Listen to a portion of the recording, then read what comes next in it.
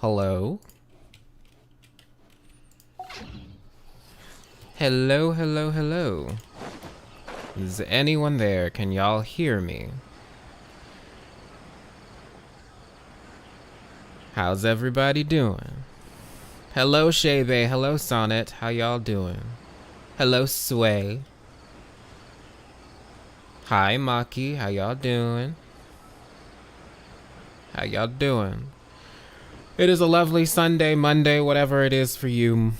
Evening, morning, afternoon, I don't know. How is everyone? How'd y'all enjoy the 3.6 live stream?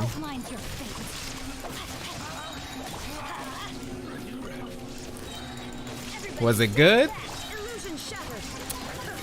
Was it bad? Are we excited? Do we have questions? We're gonna talk about that in a minute. And we're also gonna go to the desert as soon as I'm like done with my daily stuff. I have not like finished exploring the desert, and I wanted to do that before the new patch, but like I haven't even unlocked that mural room apparently that you're able to find. And I actually need to. I need to unlock that room. Hello, Rune. Hello, Cybik. How you doing?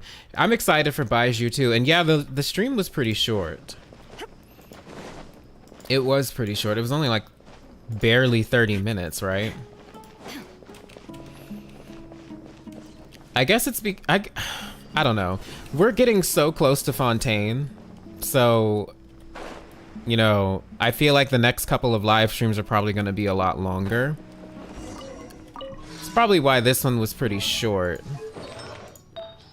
if I had to guess, because like we're literally only 2 patches away. It's like 3.6 now, and then if they follow the same trend that they did for Sumeru and Inazuma, then Fontaine should be out like after either 3.7 or 3.8. I mean, they could go all the way to 4.0, but I don't know if they will. Hello, Gian Nunez, how you doing? Just Blues, how you doing? Rinnies, hi. Hello, Hara. How you doing? You want to see France in game? Well, it's coming up, and it's coming up real quick. I don't know. Sumeru just, it felt like it was yesterday, to be honest, that Sumeru started. And I think the reason it feels like that is because we've just gotten so many, like, massive lore drops. Sumeru's just been a lot. And it ain't done yet, because we're getting 7 Sovereigns lore now. And more lore about Khaenri'ah. Jesus. Hello, Sonnet. Yeah, I'm excited for the Khaenri'ah stuff and the dragon lore. I am ready.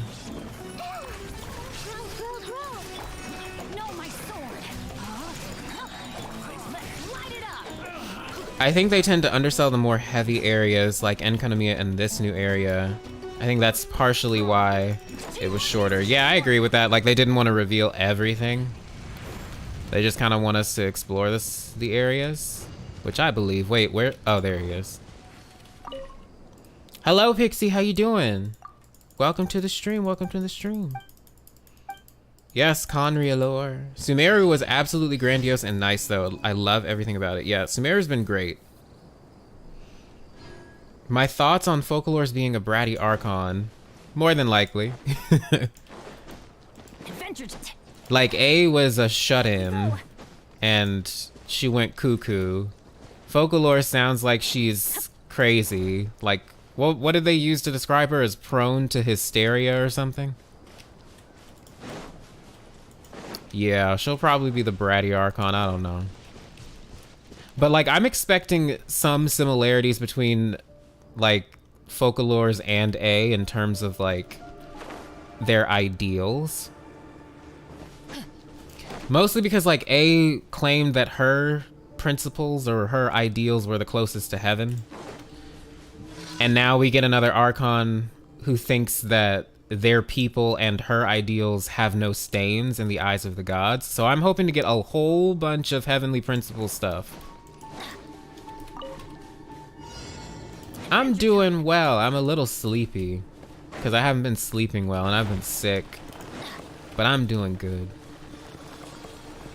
Do you think Focalors is scared of Celestia, so she's gonna defend herself from Tui taking her Gnosis? Her actions might be motivated by fear. Her actions might be motivated by fear, because if you think about it, A's kind of was as well. She was afraid of what would happen to her people if they progressed. They moved forward, if they overstepped the heavenly principles like Khaenri'ah did. So I can see Focalors having fear, just like A did. Thank you, Pixie. Oh, by the way, I think you mentioned the Khaenri'ah in another video. I think we'll get to see it in this patch because one of the new artifacts is called Vorukasha's Glow. Adventure time. Correct me if I'm wrong, I barely know about it, but like the Vorukasha is like the well, not the Zoroastrian version. It's like a sacred tree, isn't it? Something like that. Someone correct me if I'm wrong on that. I want an animo character. Goodbye, Bennett. Hello, Kazuha. Let's head off. Boop. Oh, that was worthless. Okay, the dailies are done. Now we can go run around in the desert or something.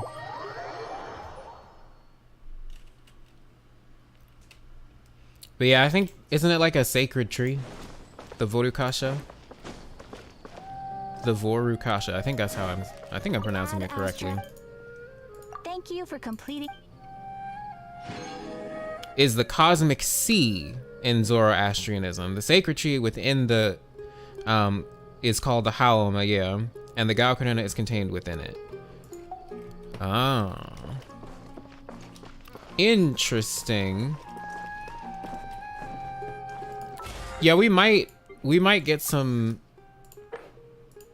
because I think the Khaenri'ah in Genshin and the Haoma is supposed to be Irminsul. Time to go. We might get Irminsul. We might get Irminsul lore in that artifact, but now that you say it's a cosmic sea, that does actually remind me of the Mitternacht's Waltz, if you guys remember that artifact. It's not an artifact, excuse me, it's a weapon. But it talks about, like, it's an official weapon, but it talks about the Moon Sisters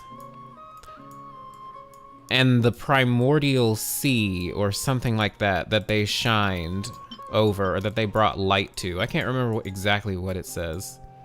So maybe, wait, I don't have the Mitternacht's Waltz. Did I miss that event? No, this is a weapon that you have to pull, right? It's not an event weapon. That's why I don't have it. Oh well. Hi Sakuya, how you doing? Hello, Star the Sakuya flower. But maybe we'll get Moon Sister stuff in that artifact. Who knows? Time to go. Or Primordial One stuff. Or Dragon lore. That would be nice. Wait, hold on. Did I send out new people on expeditions? Ad Astra Abyssosk. Did I read the description of the 3.1 Mondstadt spear? I don't think I did, actually. Can't remember what it said, if I did. No, why? What does it say? Here, let's go look at it, actually. I'm pretty sure Zhongli has it. You're talking about the Missive Wind Spear, right? This one?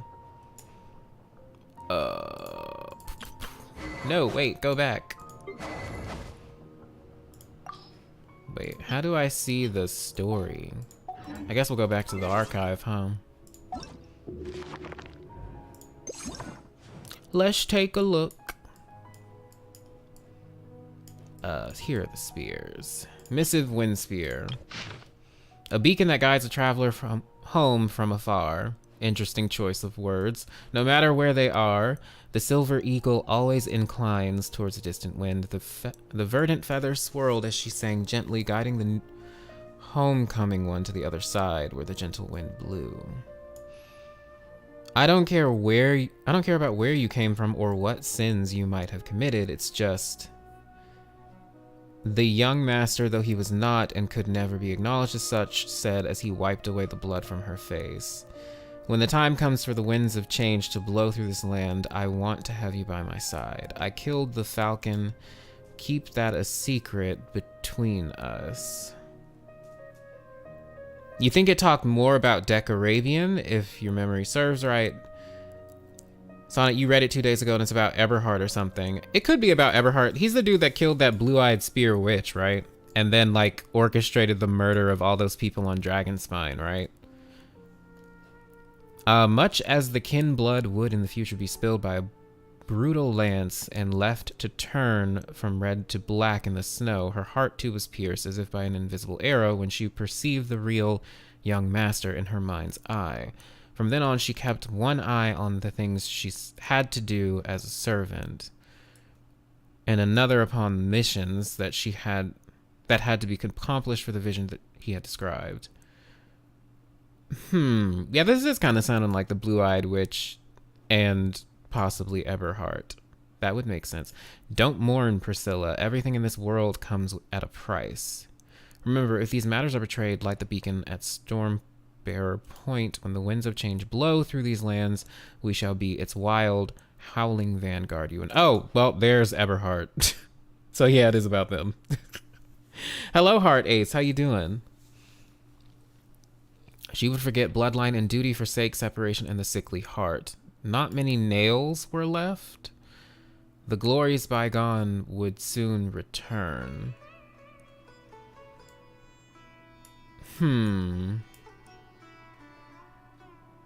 Held against her fate.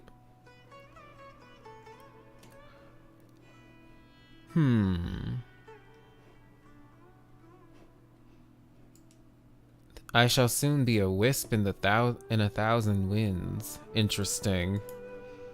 Huh. Wait, so who is this the blue-eyed spear witch that's basically from the perspective of her? Or who is this Priscilla lady? Oh, this is sad. That's very depressing.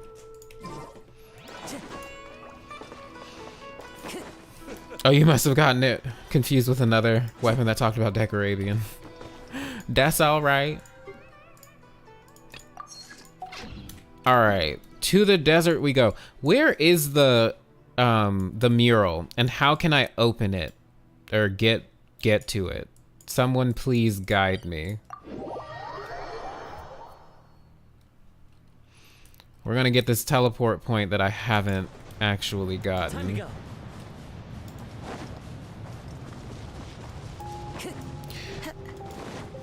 But, anywho,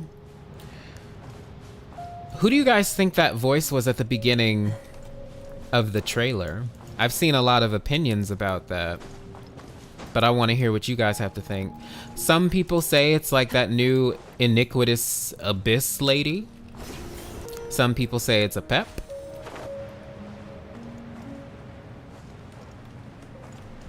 Priscilla seems like another woman he used in pursuit of his goals. The blue-eyed spear witch was his brother Parsifal's girlfriend.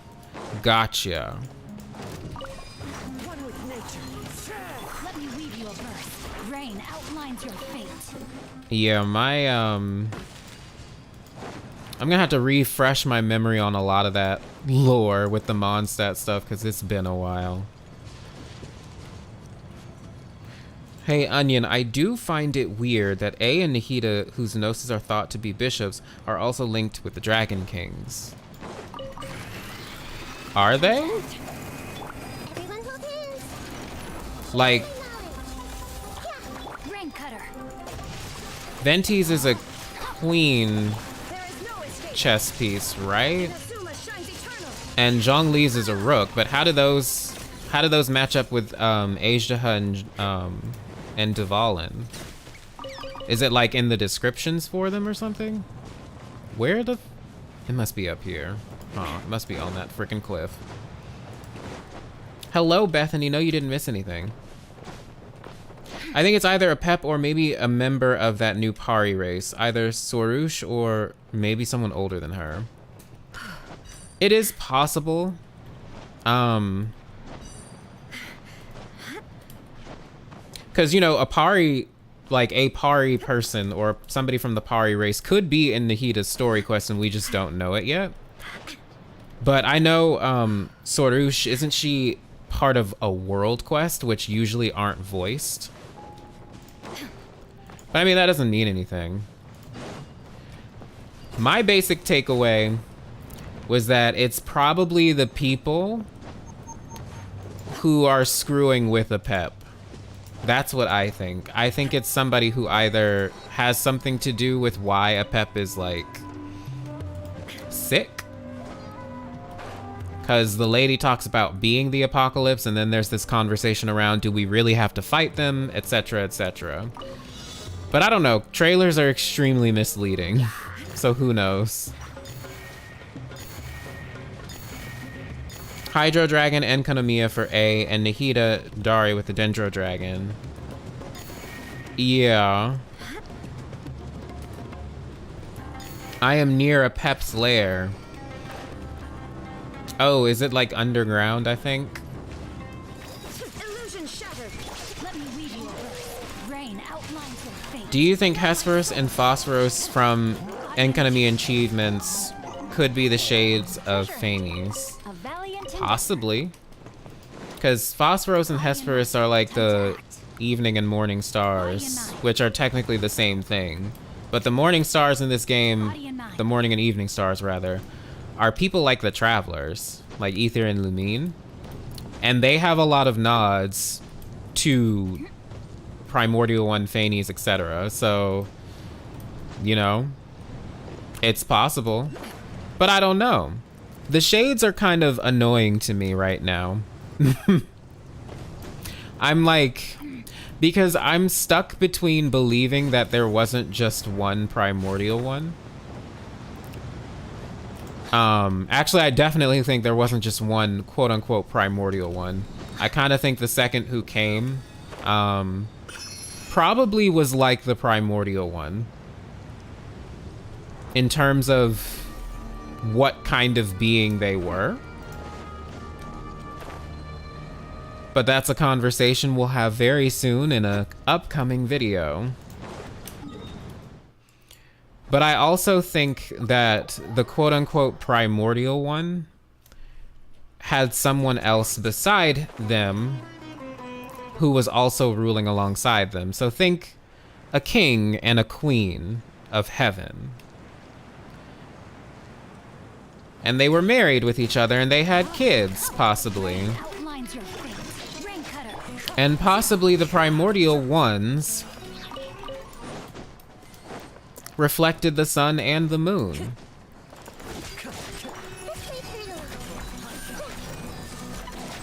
Ah, who is a Pep again? She is the new Dendro Dragon that we're gonna see.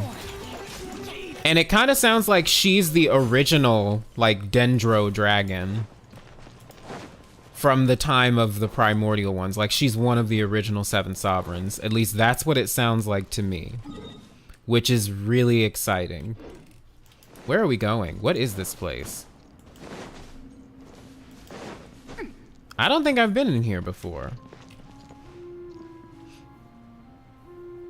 I think the first voice in the trailer is the Baptist, since in some regard its voice similar to the Lecter's, and the one speaking on the Heaven's Glow is a Pep. Yeah, I think the one speaking on the Heaven's Glow is a Pep. I don't know. The Baptist one, I don't know. It could be like the first voice. But it also kind of confuses me because she's talking about like her race or whatever being like older than recorded history, and I don't know if that's going to be a Baptist from the Abyss Order. But then again, we just learned that not all of the people that are like that were a part of the Abyss Order and might be people that existed for a long time. I don't know. Like that fortune lector.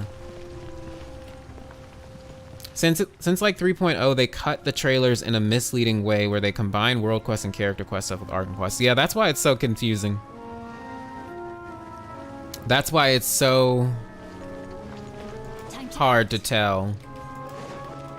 What is this thing? I can't even remember what this is. I feel like I've been here.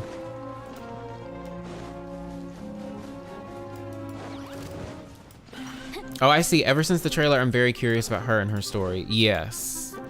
Yeah, I can't wait. I really can't wait. Oh, you're right. This is...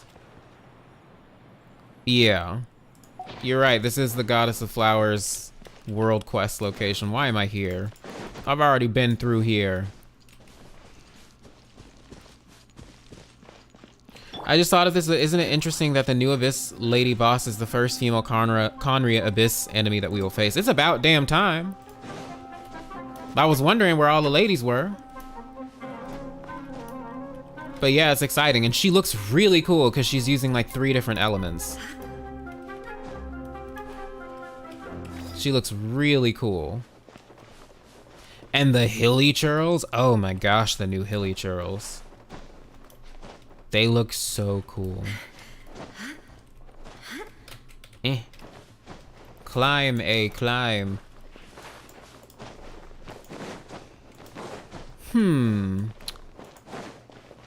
Supporting women's rights and wrongs. Sure.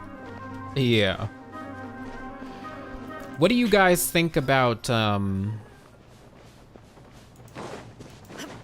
what do you guys think about Baiju and his quest? How do you think that's gonna pan out? Because they didn't... I feel like we didn't really... I feel like we didn't hear anything about it, like, or see, rather, anything about it in the trailers. Like, in the live stream, they just talked about how Baiju and Hu Tao's masters, or whatever the fuck, were trained by the same master. They had different ideals and ended up splitting, and now Baiju and Hu Tao, you know, carry those different ideals. Hu Tao's all about, you know, letting things pass on and death, but Baiju, obviously, being a doctor, he wants to save people. And then he's also super sick. I don't know, Baiju...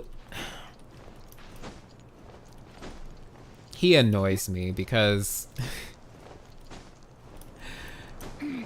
You guys remember the Sun Children of Enkanomiya?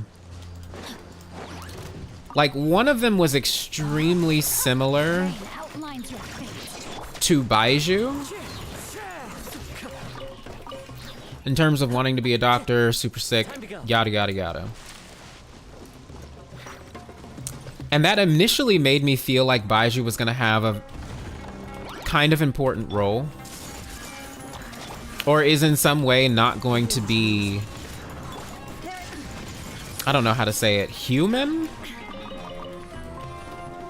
Whether by, like, him not being human initially, or whether he made himself that way, I don't know. He bothers me. And then, like, his obvious parallels as well, to, I think the figure is called Lao Tsai, and this whole story about this dude who ends up becoming an immortal being. And he ends up ascending to heaven, and, like, he tells his apprentice... Where is this Dendroculus? Oh, it's in that, or it's on top of that. But this guy tells his apprentice, like, as his spirit is leaving his body and he ascends to the immortal plane or whatever where the gods are, he tells his apprentice, like, if he doesn't return, like, within a set amount of time, to basically, I think, either burn his body or bury it or something like that. And then I think the apprentice ends up burning it early for some reason, like he was forced to do it or something. So the dude couldn't return to his body, and so he inhabited this, like, poor, haggardly beggared or whatever No, my sword. that had recently died on the street. Inazuma shines eternal. And reading about that made me think that Baiju was gonna be like, I don't know, some sort of slightly pseudo-divine being. I don't know. Who knows? Illusion shattered. Then there was other, like, stuff about Baiju that I remember reading based on, like, his, constellation, which I think is like a gourd. I think it means gourd or something. It's like a specific type of a gourd that grows in, like, Asia and Africa. I can't remember what it is, but it's like a symbol of wisdom and some other stuff. I don't know. I remember reading about that, researching for him. I think since Hu Tao's family knows where the boundary between life and death is, that Baiju's master may have learned something interesting about the nature of death. That's interesting. Yeah, I'm kind of excited for his story quest, because I think we're gonna learn some things. I think we might learn some stuff. And like he was talking about in the trailer, the world having a set of laws. Body and mind. So hopefully we will learn more about the world's laws. Baiju is sort of mysterious to me in some way because I feel as though we don't know too much about him.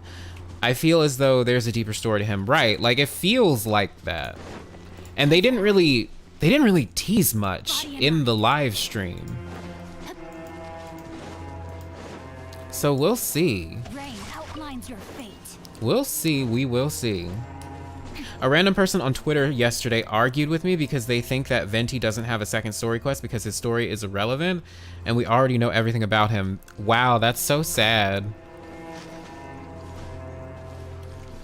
I feel sorry for that person because Venti is like one of the most sussed characters in the game. Like undeniably. Ah, shit.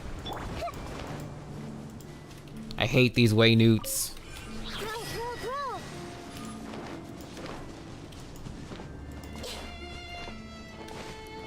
Yeah, one of the stories that Baiju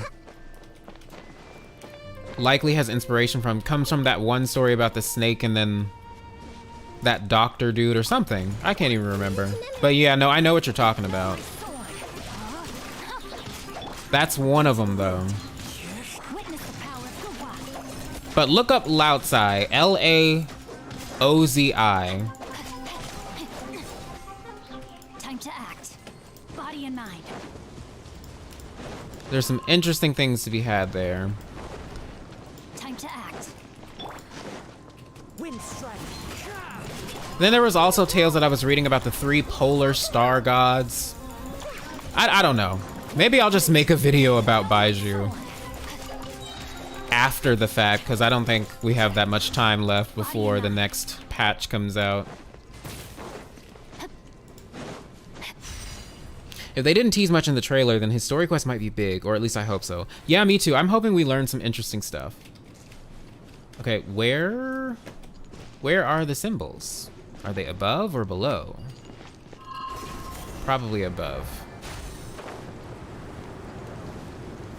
Ah, here they are. Okay, wave, 3 rocks, and then that squiggly thing.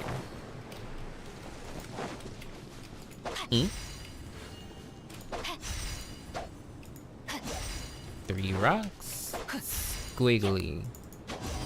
There we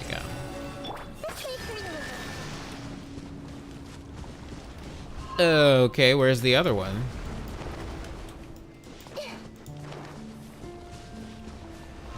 Everything about Venti, yeah. Yeah, like he's the sussest character we have. Like there's plenty of sus characters, right? But he's like really sus. Could Baiju have the same case as Nilou, where she heavily references the goddess of flowers? Baiju could have the same situation, like where he references a god. Yeah, that's very possible. That is very possible. What is this? How do I operate this? And I don't, of course I don't have a key. What are you just doing up here? Let me weave your verse. Rain outlines your fate. I need to break a rock to find it? Oh goodness.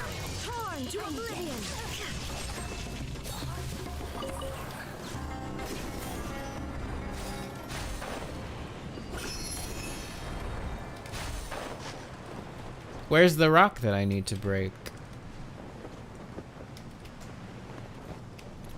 It should be this way, right?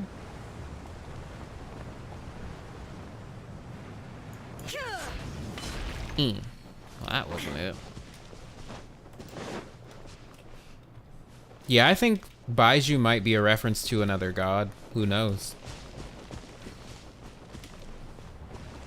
Speaking of Nilou, though, it's so adorable that they're releasing Nahida and Nilou together. Oh, Ruka Devata and the Goddess of Flowers is so cute. And so sad. Oh. Oh. So I have to break these pillars using the Waynute stuff, right? These pointy ones? You're right. Smart. Thank you.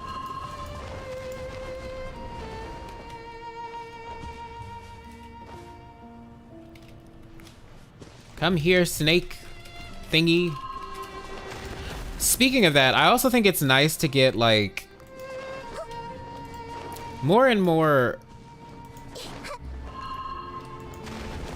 How do I want to say this? I'm glad we're getting more connections between snakes and dragons. Because Waynutes are like worm-like, but also very serpentine. And Apep just looks weird as fuck. Like, what is Apep based on? I think it's like an Egyptian god that it's based on. But I can't remember what that Egyptian god's name is. But it looks a lot like an Egyptian god or either mythological creature. Having the first Nilou banner without Nahida was so weird. Now that we have Nahida, I'm so ready for Nilou's rerun. Can't wait. I hope you get her. I hope you get your Nilou. Okay. Which way do I want to go? The sands of the three canals. I swear to goodness, if it was a face reveal to Goddess of Flowers in the new story quest, I will cry. That will be, oh my goodness. I'm hoping we get to see the Goddess of Flowers and what she actually looked like. And maybe even Deshret. That would be so cool. Time to go to work. I will freaking cry. Oh no, god damn it. Shit. Time to act. The rival of Ra. Interesting. Considering that Ra is a sun god. You know who else is a god of light? Phanes. You know who the Seven Sovereigns fought? The primordial one, who might have been Phanes. So that's interesting. Well, there's a pep snake demon from... Oh, yeah, so it's a snake demon. Cool. Time to go to work. Let me weave you a verse. Know my soldier. As one with wind and cloud. I thought the dragon really looked like the house... Those are house plants with huge leaves with holes in them? Kinda, yeah. Yeah, Pep's a very interesting looking dragon. But I like the diversity they've gone for with the dragons. Because they all look different.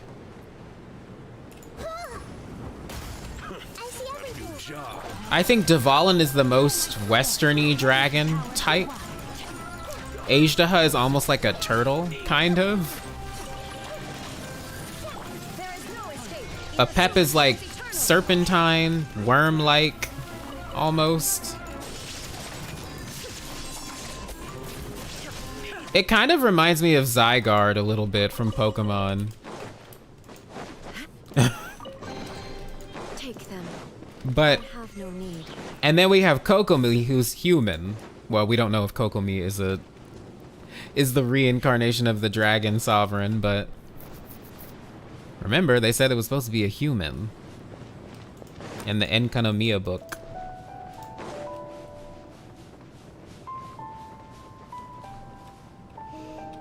A bunch of stuff.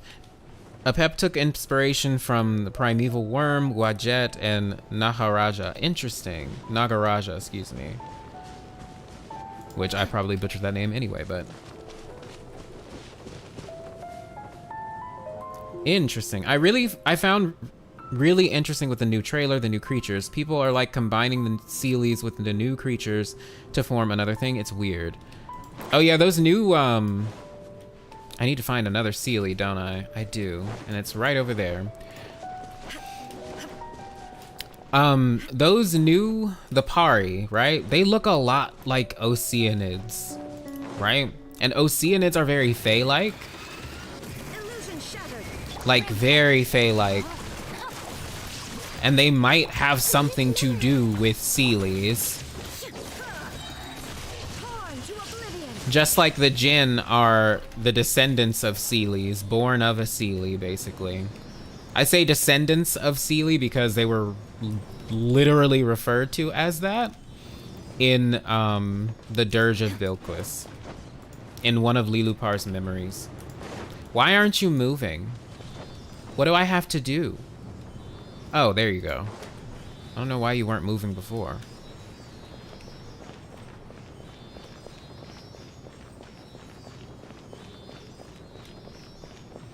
Yeah, it's interesting.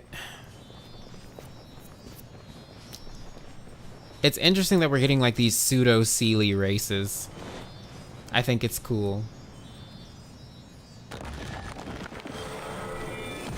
I wish to see the Goddess of Flowers too, but I still wonder about what Decarabian looked like. We might find out, but if I had to guess, he might look very similar to, what's his face? Deshret. I have reasons for that, because I feel like he's probably going to be an Auto Apocalypse XP. So, guys, we're going to talk about this in the next video, right? Which is not part 2, unfortunately, of Sun and Moon, but it is a Sun and Moon entry. We're going to be talking about the Sinner because I turned that into a Sun and Moon theory, and it's a theory about Khaenri'ah. But, you know, we were going to have this conversation anyway, and I've kind of touched on it, but do you notice how there are so many suns and moons in the game? Like, especially with the Archons. Especially with the Archons. There's always a sun and there's always a moon. A and Makoto. You could consider A to be the sun. She's very much like the goddess of the sun, Amaterasu. Whereas Makoto has a lot of and she has a bunch of moon references too, so I'm not going to ignore that. But Makoto is more like the moon. Then we have Zhongli and Guizhong. Zhongli has a whole bunch of sun references and also ether references, which is interesting. Whereas Guizhong has Lumine references, but also moon references. If you guys noticed, when you actually do the whole Guizhong quest, and we're trying to figure out who the hell was that one creature that saved Dvorak, or whatever his name was, the conductor, we eventually find out it was Streetward Rambler, but we initially think that it was Guizhong. And the dialogue options for the Traveler, when you're actually talking about this situation with Ganyu, and then I think the attendance of the Jade Chamber, he actually says, did they have horns and wings? Which is weird because we know that the Goddess of Flowers was a Sealy. She had horns, and it's very possible that Sealies had wings if, you know, their little home thingies. What do you call them? I forget the name. Their little statue thingies have wings on them, and they're very angelic-like. But my point is, there are a whole bunch of suns and moons in the game, and if you look at Decarabian, Decarabian did something that was extremely similar to the primordial one in that he sectioned off his city from the rest of the world and kept people inside of it. Just like the primordial one created the firmament and kept the world of Teyvat separated. He was a tyrant. The primordial one might have been a tyrant, but we'll talk about that another time. And he also had a moon, Amos. If you look at Amos, she has like a lot of weird things that I associate with the Seelie, like silver hair, this theme of blue and white. I'm really excited to learn more about them though. Yeah, Seelie Quartz, thank you. But there are a lot of suns and moons in the game, and I think Decarabian is a sun, just like Deshret is.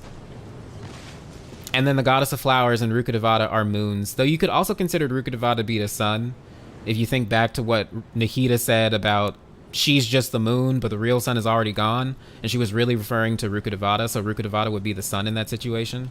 But both of them also have moon references. Anyway. Are they called Pari? Then it may be symbolizing Peri, which means fairy in Persian. Which makes me even more suspicious about what the hell they are. And if they came from a time before recorded history, that screams like Seelie era, right? Time to act. Like it screams Seelie era. Decarabian and Deshret would have been best friends for real, probably. I believe it. But like there's a very interesting pattern to a lot of the characters in the game. Especially with like the people who represent the moon. But we'll talk about all of that in upcoming videos. Having a sun and moon sounds a lot like one of the laws of Teyvat. It feels like... Time to act. Rain outlines your fate. So you know the concept of like samsara and that the world is like in a loop. Teyvat is like in a loop. I feel like all of these suns and moons are just retelling the story of the same two characters over and over again. And I think those two characters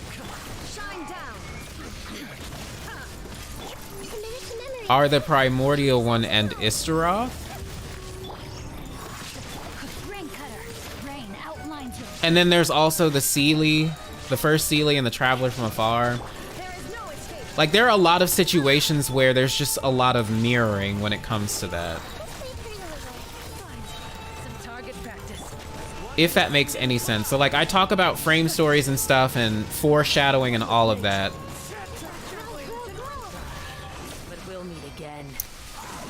I feel like there's a lot of that going on with the Archons,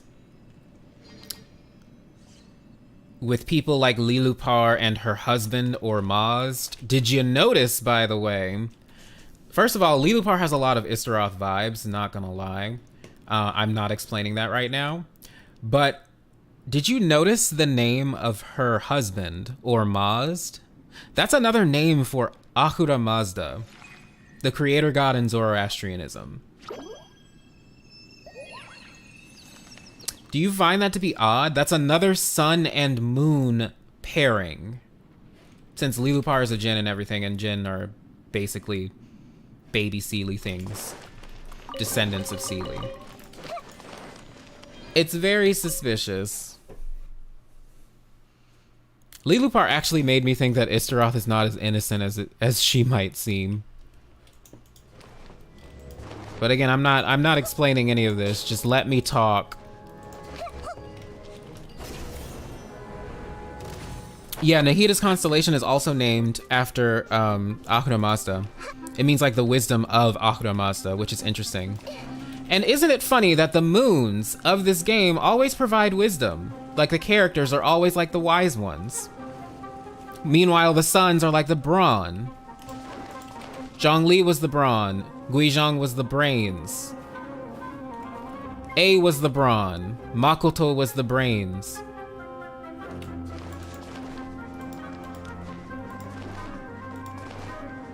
Yeah, Aramaz is what we call the god of the sun in Armenia. See, it's like it all connects to each other. What the? Oh God, I felt like I was stuck on that tree. And don't forget the sun, like thingy where dead people return or go to when they die into that. They talked a lot about it in Surumi Island. Yeah, they talked. Hello, Kratix, how you doing? They talked a lot about a tree, like a cypress tree and an oak tree, I think, which probably represents Irminsul, and then a silver skiff, and then a lady of a golden hall, which is probably the sustainer, if I'm not gonna lie. Yeah, there was a lot of stuff that was weird about Surumi Island. And the process of life and death. Because it was like the spirit or whatever, that granny that you talk to on Surumi Island.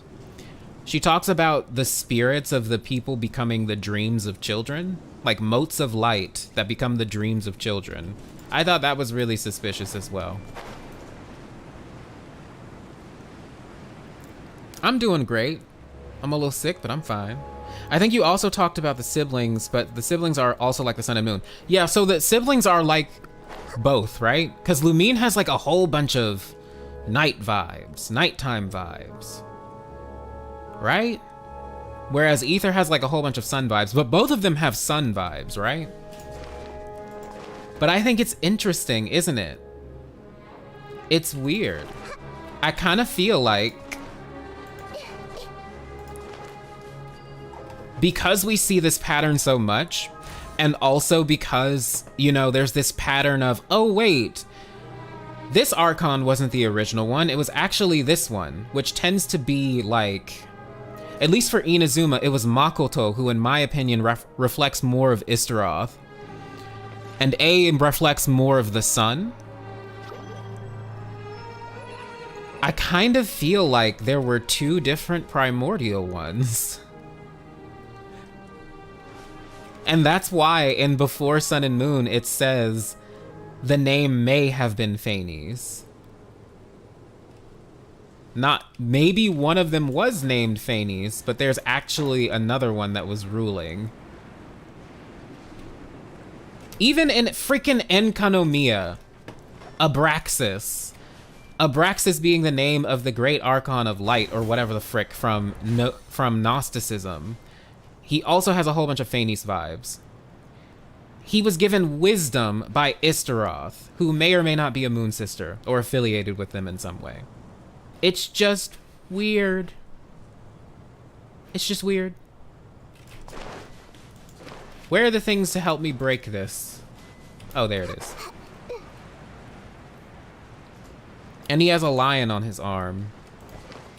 Aren't lions also affiliated with, like, the sun in some way?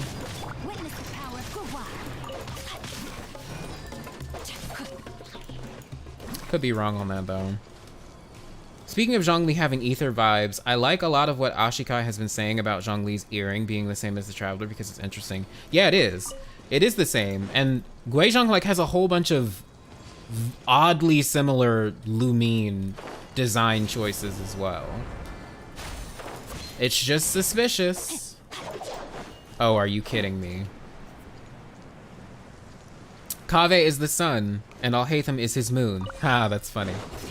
Yeah, Kaveh is definitely a sun, though. He has like a whole bunch of heaven references.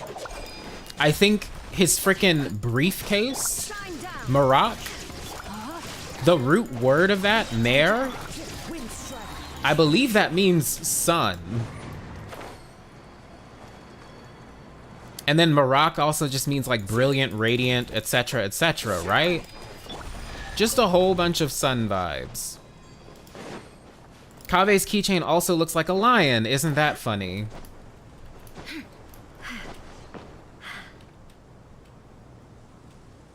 Yes, she does. When I saw Guizhong, I thought of Lumine first before Sandrone. Yeah. Yeah, she has like a whole bunch of weird Lumine vibes. What? I don't know where else I need to go. Where is the frickin' mural room? I feel like I should be underground or something, right? Whatever, we're just gonna roam around until I find something.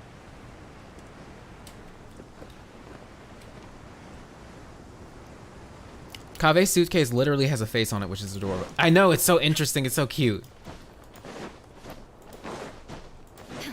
Marak is amazing. Kaveh in general is amazing, and I'm gonna pull for him. Thoughts on Nicole from the Hexen Circle being Istaroth's prophetess? Here's the thing about the entire Hexen Circle. I think that all of them will be references to Istaroth in one way or another. Because number one, witches are very night-based. Like super night-based. They, you know, give reverence to the moon a lot.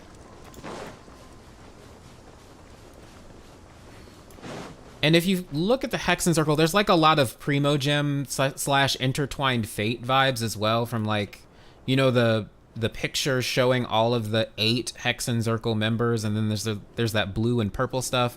You can also find it on the clock here, like that. It was like this, basically. And it's sus. Nicole being able to supersede, or rather, well, hold on. I don't know if she can supersede Irminsul. She can tell when there's a change, but I wonder what that actually means though. Because I'm hesitant to think that she's actually a descender, for example.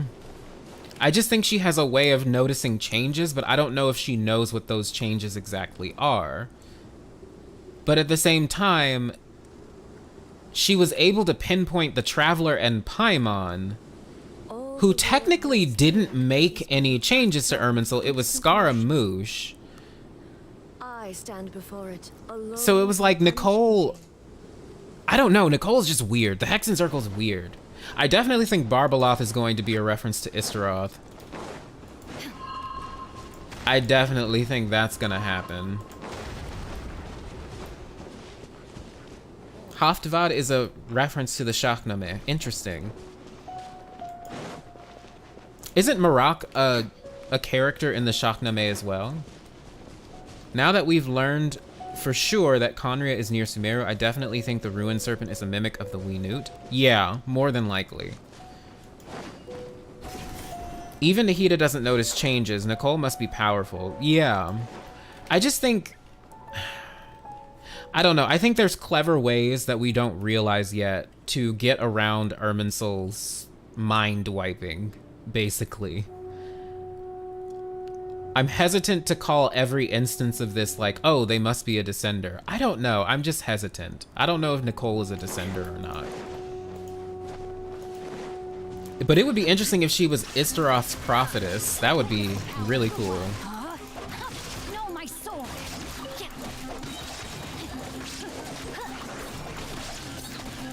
There's a Star of Ishtar symbol in the middle of their introduction cutscene. Now, isn't that interesting, considering that Ishtar is one of the goddesses Istaroth is based on?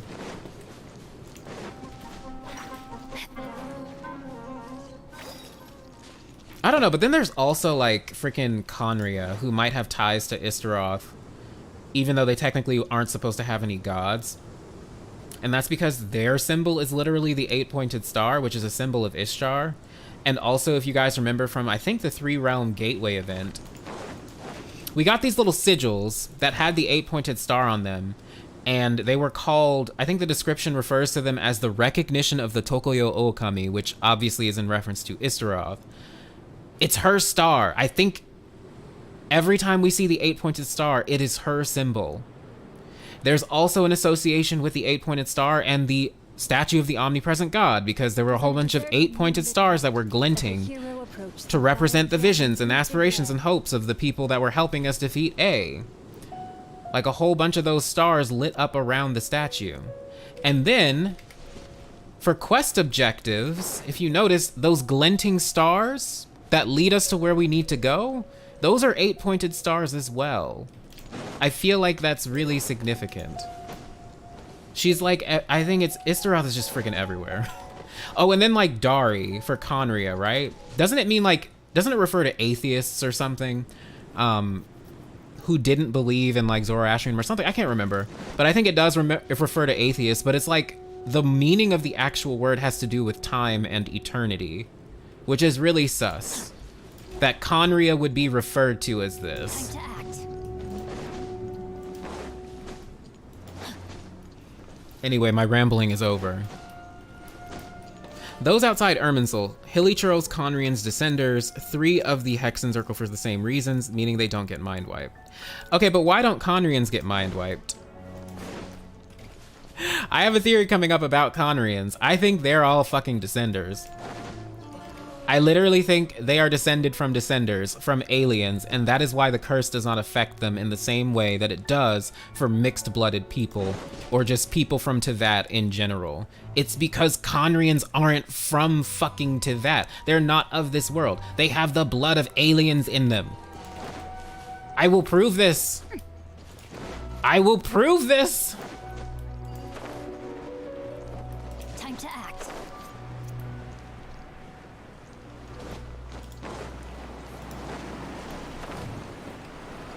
I will prove it. You will see. Hello, Tea with Lee. How you doing? I hope work was okay. I hope it wasn't too boring and it wasn't too hard. Just curious, since Apep is the Dendro Dragon Lord and it's implied they existed before time in Teyvat, does that mean they are immune to Irminsul changes? Does that mean she remembers Rukkhadevata? I am so curious about this question because I was wondering the same thing. I really hope she is immune to Irminsul because technically she does exist, theoretically, before a time where Irminsul existed, right? Then again, we don't know when Irminsul was planted. We assume it was planted at the beginning of the world, right? Possibly the primordial one planted this tree. Which would mean the 7 sovereigns shouldn't be affected, like the ones from the original world. I'm gonna flip if she's got like memories of the old world. I'm gonna flip out. Now you shall perish. On that note, do you ever think they're going to like tell Nahida about Rukkhadevata, or that she's gonna find out about it somehow? I kind of feel like we will, like she will find out about her predecessor. I don't know if the Traveler's gonna directly tell her, but I kind of hope she does find out, you know?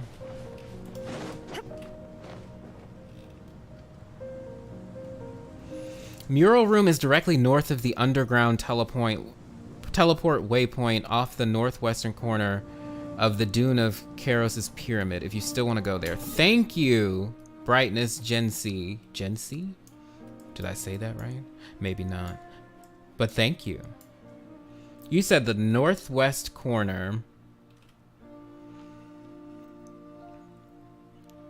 Directly north of the underground teleport waypoint.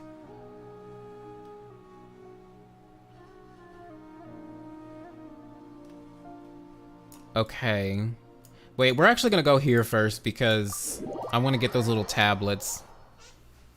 They're actually annoying me that they're on the freaking map. Oh, and I guess I have to get Dendroculus here too.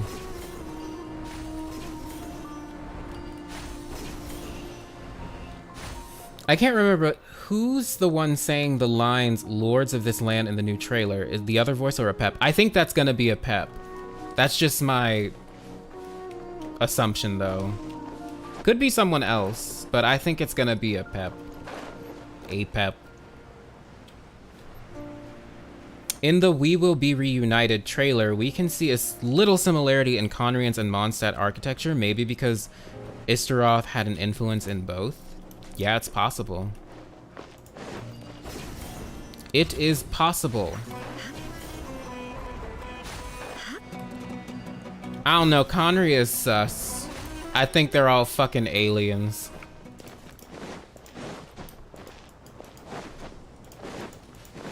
But we'll see.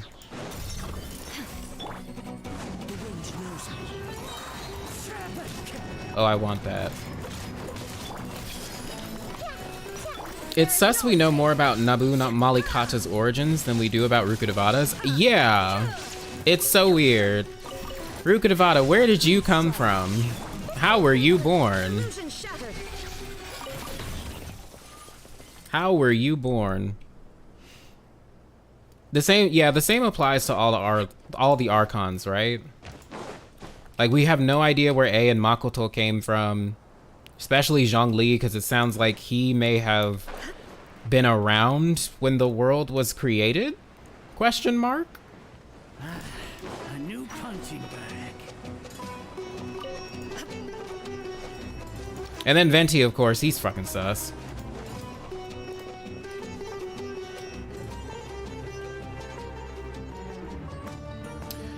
Like Dainslift's power, Paimon can see us. In the tutorial of the game, when Paimon controls herself, if you press escape, she waves at us and watches the camera a lot. Also, she seems to inspect our entire screen. That's creepy. That's sus. Ah, there it is. I feel like that'll ruin the ending of the Archon quest, but knowing Hoyo, they'll do her justice. Yeah. We'll see what happens. I'm excited for this one.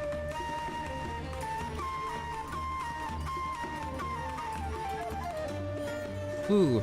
Yes, and I hope it's a cutscene with it over.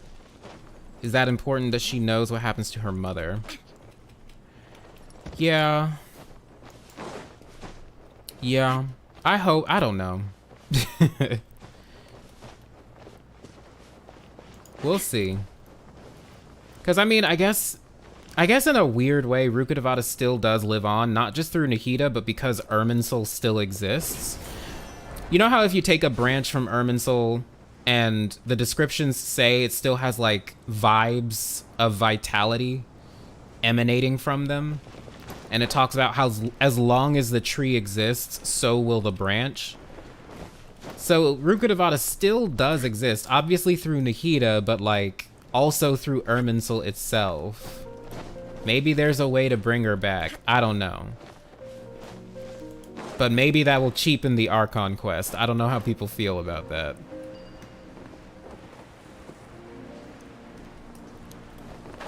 I think Khaenri'ahs and Mondstadters share origins and then diverged into separate Germanic groups, like in real life. That would be interesting.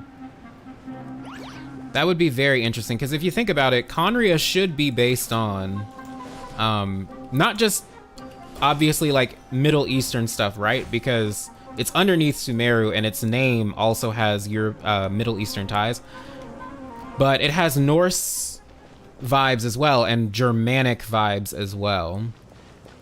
So it should be based on possibly some of the Germanic tribes, which, by the way, one of the 3 original quote-unquote Germanic tribes, the Erminones or whatever, that Germany considers that they're descended from. They're called like the Erminones or something. I'm definitely not pronouncing that right, but there's like 3 different tribes, and one of them has a name that is very similar to Ermin. And those tribes believed that they were of divine origin because they were the children, or they were created by the 3 sons of, I think, Manus, who in turn was a son of like the creator god of Germanic paganism, if I'm not mistaken, named Tuisto. Tuisto, whose name actually means twinned. And I think he was called that because he was hermaphroditic. So he was androgynous, kind of like Phanes. And if Khaenri'ah is pulling anything from any of Germanic paganism, then I feel like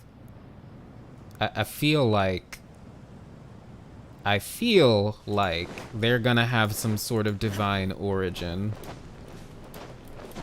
like the pure-blooded Khaenri'ahs. I feel like they're fucking aliens. Does it say anywhere what happened to the old Irminsul? Wait, old Irminsul. Yeah, if Nahida was a replacement, then what happened to the previous one? Or was it just cleansed of corruption when Rukkhadevata was replaced? It just seems like it was cleansed when Rukkhadevata got rid of herself.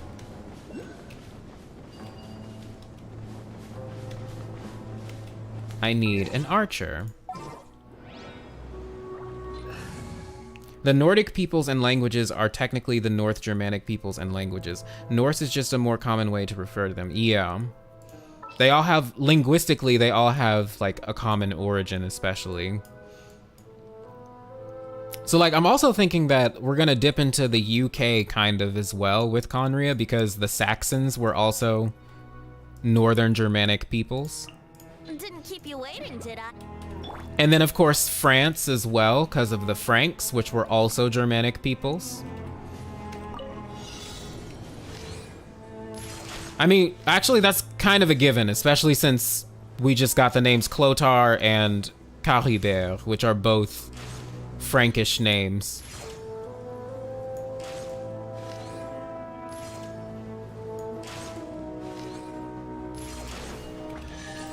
All right, that was easy.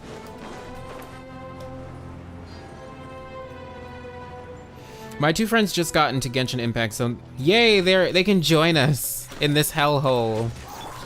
They can suffer with us. Witness the power of Fuhua. No, my Inazuma shines eternal. Shine down.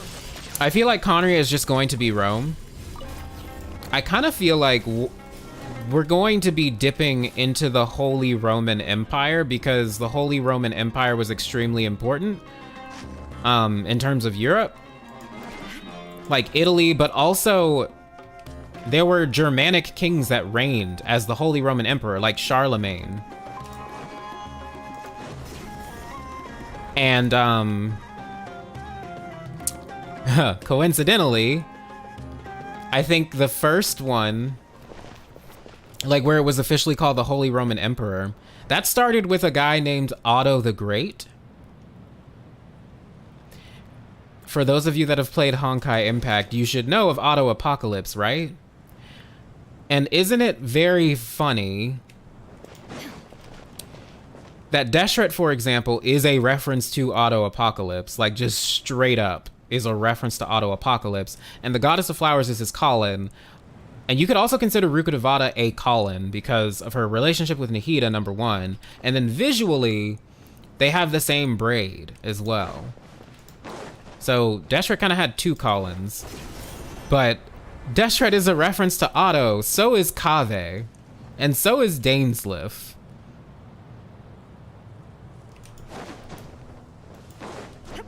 No, Otto is literally everywhere in this game, y'all. He is unavoidable. And I'm gonna tell you right now, I think the primordial one is probably based on him. And probably two other people. Kevin and Siegfried. That's just my guess.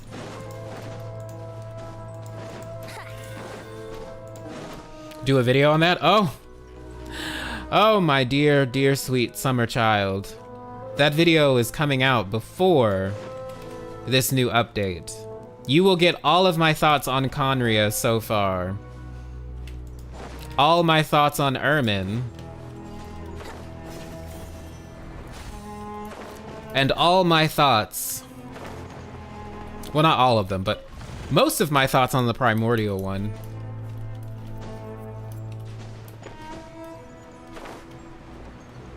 This is gonna be an important Sun and Moon entry, so you're not gonna wanna miss it. The Roman Empire broke into 3 different empires, right? Like the Byzantine Empire and some other ones, right? Or like the Western and Eastern. I don't know, it's freaking weird. But yeah, it like broke up into different empires. It sure did. Where is this, thingy? Honkai lore sounds super fun. It can be interesting, yeah. It's just so long. Like, I had to, sorry for those of you who might get mad at me, but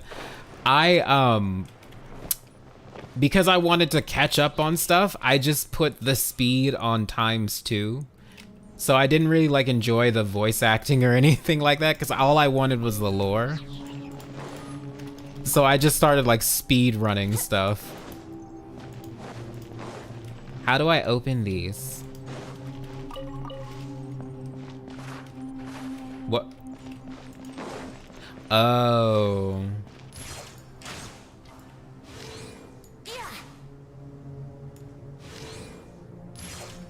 That's how.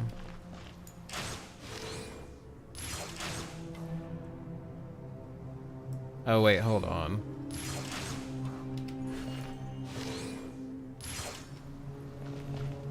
Wait, then how do I get sand? Oh.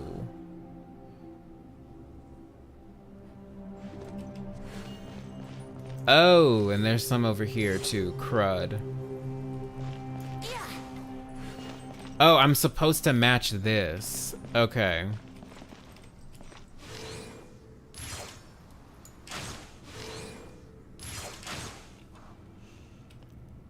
Don't blame it. Seems that devs are focusing more on Starwell since the update stream was short. Oh yeah. I almost forgot. Star Rail is coming out real soon, right? I don't know if I'm gonna play it. I want to. What the frick? Nah, I'm probably gonna play it. I just don't know if I'm gonna make videos on it.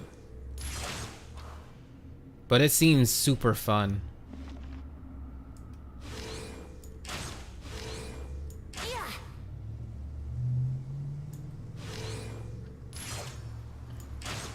Okay, wait, I think I understand what I have to do. Jesus Christ. Okay, go. Fill up. Oh, no, I'm... Fill up all the way.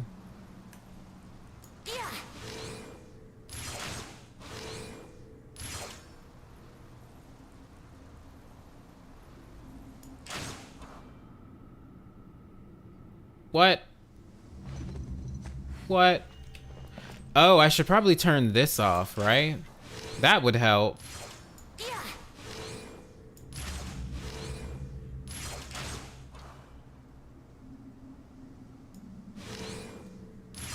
Okay, now turn these off.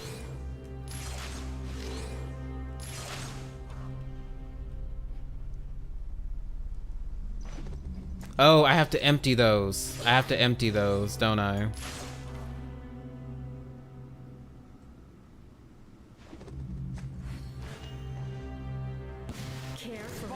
Oh God! Ah! Think you can get away? Still digging through Elysium. Yeah, Elysium takes a while. It's pretty long.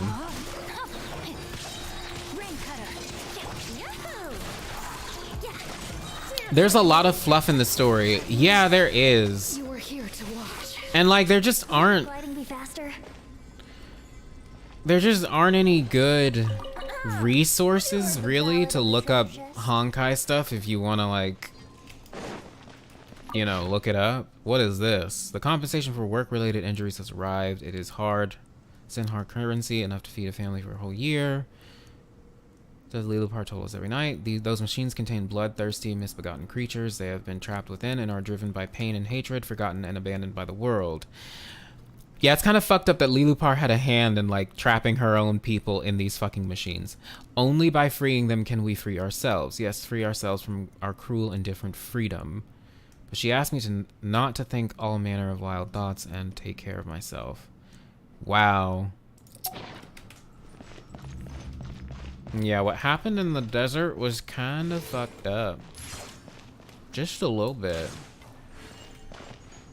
Just a little bit.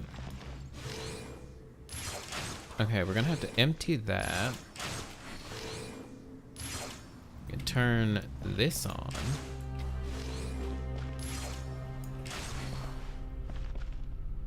Now, there are different teams for each game within the company. The stream was short because they didn't talk about banners and artifacts. Oh. Oh.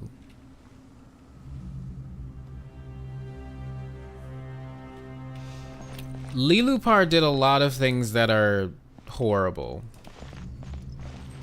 Just like... Wouldn't irredeemable.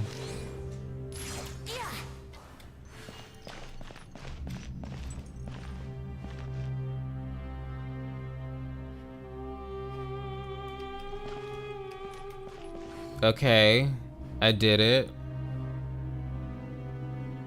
Now what?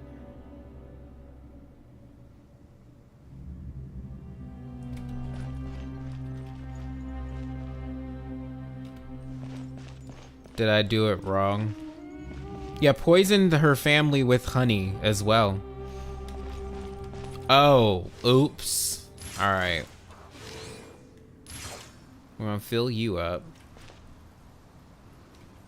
And then we're gonna fill you up. And we're gonna empty you. Oh, nope. Close. She was a whole menace. No wonder Deshra split her into 7 pieces. Here we go. No, my It's kind of interesting, outlines your fate. Witness the power of Khaenri'ah. because Deshret split her up, right? Make yourselves at home. We've seen this so many times, though. You know? There is no escape. About people who have been split up and they have to recover their memories.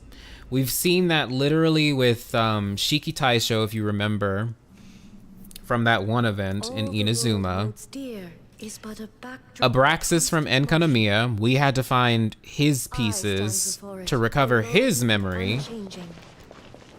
And he had a lot of, like, in terms of his reference to Abraxas, which sounds a lot like Primordial One stuff.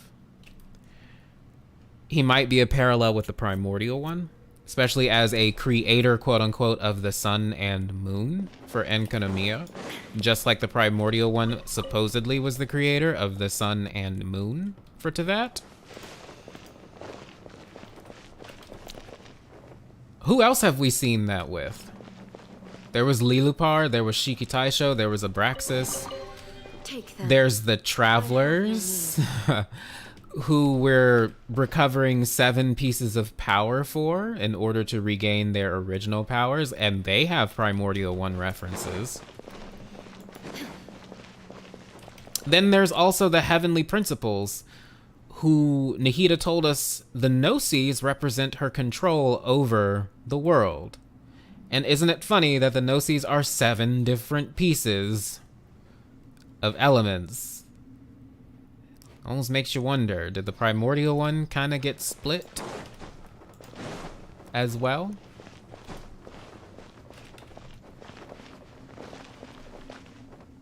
Zhongli did the same to seal some gods in the Cataclysm. Interesting. Am I pulling for Baiju? No, probably not. I don't know yet. I'm like on the fence. Like, what they showed of him, I was not impressed by, so I don't know. I'm way more impressed by Kaveh, who, honestly, to me, he be looking like a 5-star in my opinion.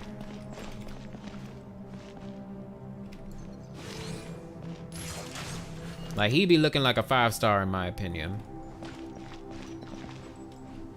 Okay, so that's 1, and then we need to fill the middle up.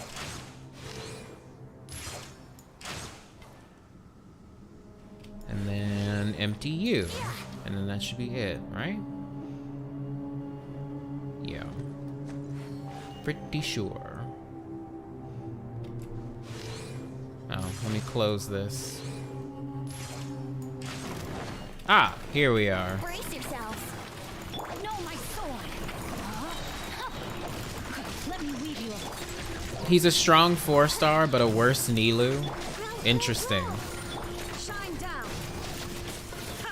Well, 7 Gnosis for 7 Dragon Kings. Interesting. Could be for them.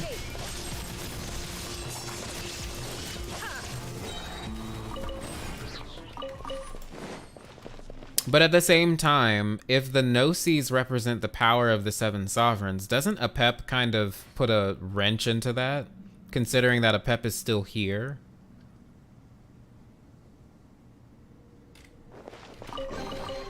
But a momentary. And she seems to be the original Seven Sovereign Dragon. At least that's what it seems like. She could be like a reincarnation of the original Seven Sovereigns, but it sounds like she's the original Dendro Dragon. But I don't know.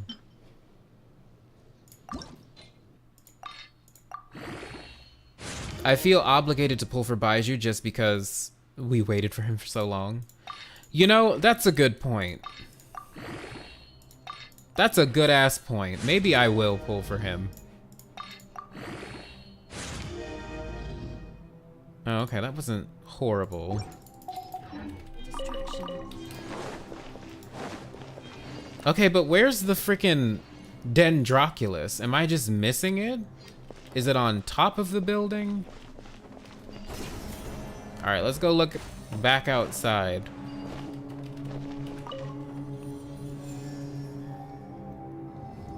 Kira, hello.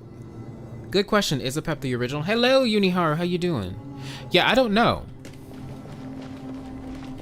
But we'll see.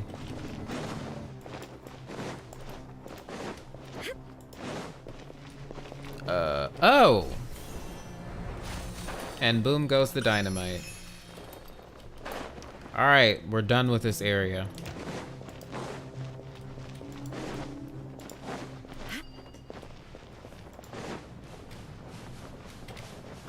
Alright, where to next? Goodness gracious.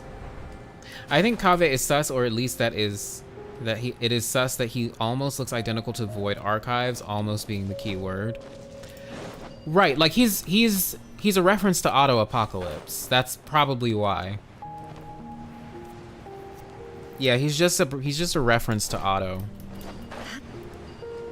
But it's interesting because the references to Auto tend to have something to do with the heavens, light, the sun.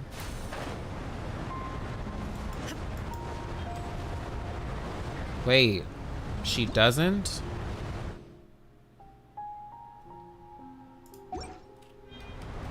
Okay, but where do I get more genie power?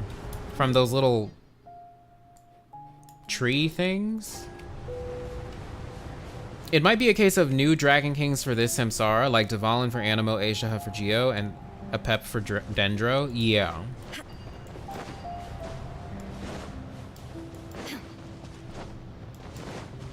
But, well, like I'm saying is, my question is she the original one? Or is she a reincarnation? I don't know.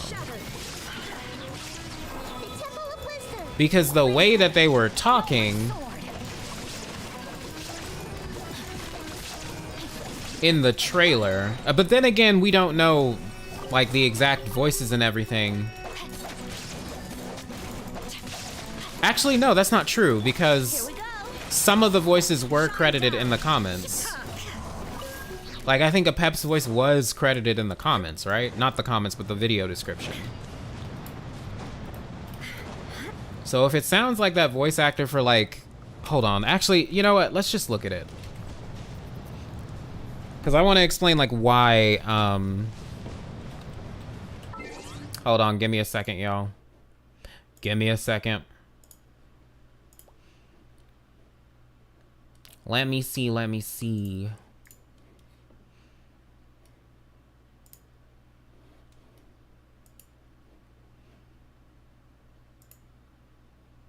Okay. Can you see this? Obviously you can. This one. Okay. Let's look at this real quick. I come from an ancient race. We have existed for a very long time, possibly longer than any records in existence. Also, wait a minute. This opening scene, that looks like it's inside a ruin golem. Is there a ruin golem in this new area? Like, this straight up just looks like a freaking ruin golem. We have existed for a very... Now, who is this supposed to be?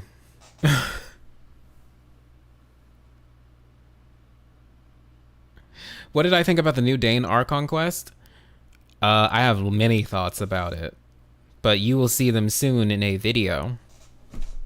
But I thought it was really good, and it gave us a lot to think about, really. Is this supposed to be one of those little fairy things? Is that what people are thinking?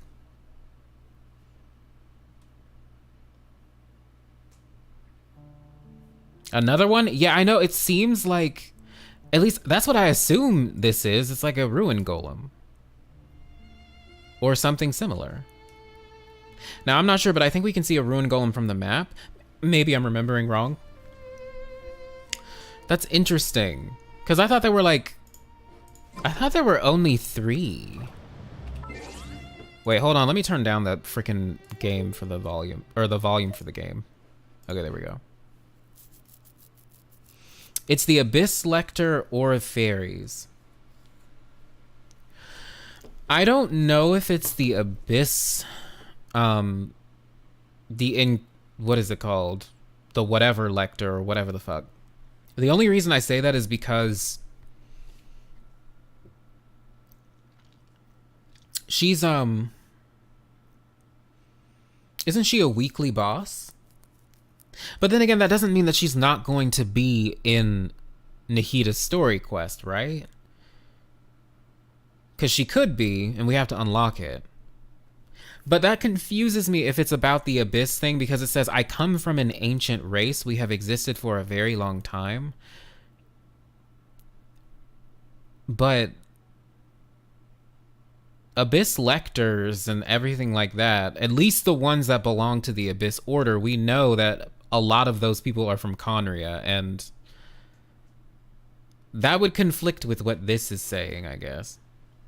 The Abyss Baptist, thank you.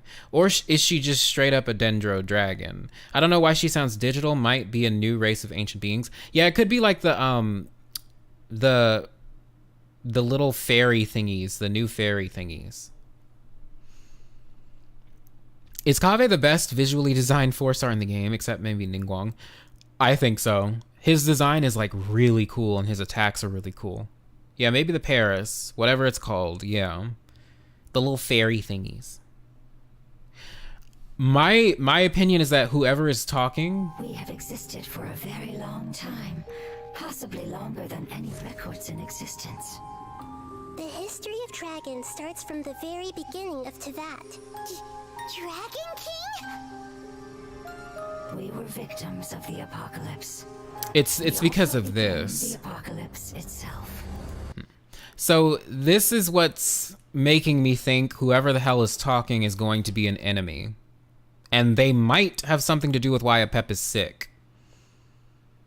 Because they're talking about them becoming the apocalypse itself, which is not... that doesn't sound like a good thing. Digital connects to the genie, so I wouldn't doubt it. Yeah, it's possible. Is this what they've become after experiencing the apocalypse? No one can withstand the power of the apocalypse. Also, I did not realize she has 4 arms. I totally did not realize that initially. Because she's got one there, one there, one there, and then one there. Her design is so cool. It's just straight up amazing. Pyro, Electro, Cryo. And then all the galaxy designs. Like, it's so cool. Experiencing the apocalypse? And the hilly churl is really cool. No one can withstand the power of the apocalypse. Is it possible they were corrupted like Dvalin and the Dragonspine dragon were, and that's what she means by becoming the apocalypse? I think that's a pretty good chance, because, well, I assume the apocalypse they're talking about is when the Primordial One arrived and waged war with the 7 sovereigns. That's what I'm thinking they're referring to. But I don't know. They could also be referring to when the Second Who Came arrived, which was after the Primordial One had defeated the 7 sovereigns and created Tevat, right? Or at least made Tevat into what it is today. But yeah, I'm assuming the apocalypse is actually just referring to when the primordial one came and overthrew the seven sovereigns. Which, by the way, I've always been curious about. Like, that's why if you notice in my videos, I use Kefka for the primordial one, because I don't know if the primordial one was a good guy. Because, like, was the seven sovereigns overthrow justified? Or did he just, like, invade and take over everything? You know? Was it a justified kind of thing? I think that the Baptist does not come from Khaenri'ah, because that one Ice Lector from the Kari Bear quest was before the Abyss Order and came from the Sinner. Right, but it's possible the Sinner is affiliated with Khaenri'ah in some way, right? But I don't know. We'll talk about that in my next video, but it's just, to me, it's just odd. Even though that person wasn't affiliated with the Abyss Order, he still had the signature Khaenri'ah symbol on him, which is the 8-pointed star, in the exact same way that Khaenri'ah depicts the 8-pointed star.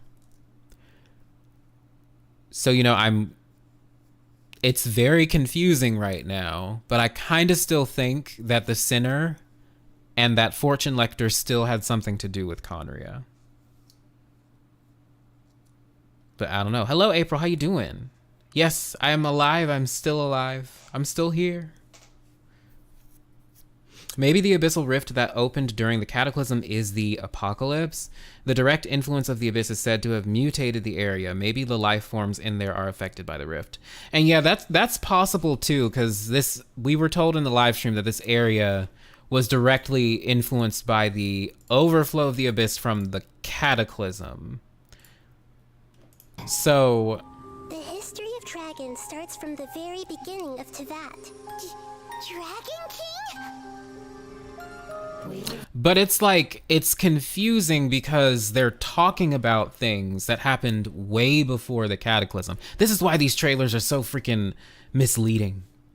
Victims of the apocalypse. We also So is it like, is the Apocalypse the Cataclysm, or is it something else? blame the apocalypse itself. Is this what they've become after experiencing the apocalypse? No one can withstand the power of the apocalypse.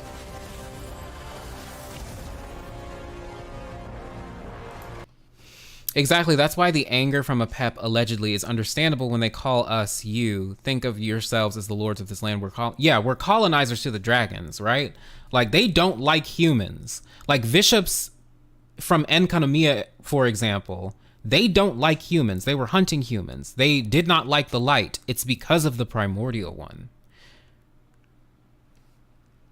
So my question has always been, is the primordial one and its shades, are they justified in what they did? Or are they just usurpers, like the second who came? Are they just invaders? And when the primordial one came, did they also bring the abyss?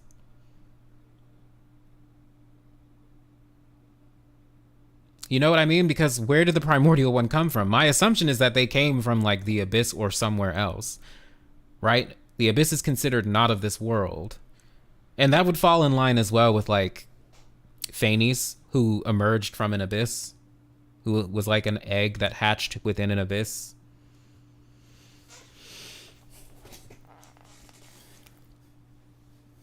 Wait, hold on. Gonna watch this as a VOD for tomorrow morning. Have a good Goodbye, Rennies. Have a good night. Go to sleep. Go to sleep. It's also interesting the Hexen Circle use it as well. So it's like not the Abyss Order related, but Abyss related in general. It's possible, yes. I'm assuming you're referring to the 8-pointed star. A random thought came to mind. Maybe the Sinner has something to do with the Cataclysm, or perhaps the Cataclysm made him turn into that form. I think that's very possible. Because if you think about it,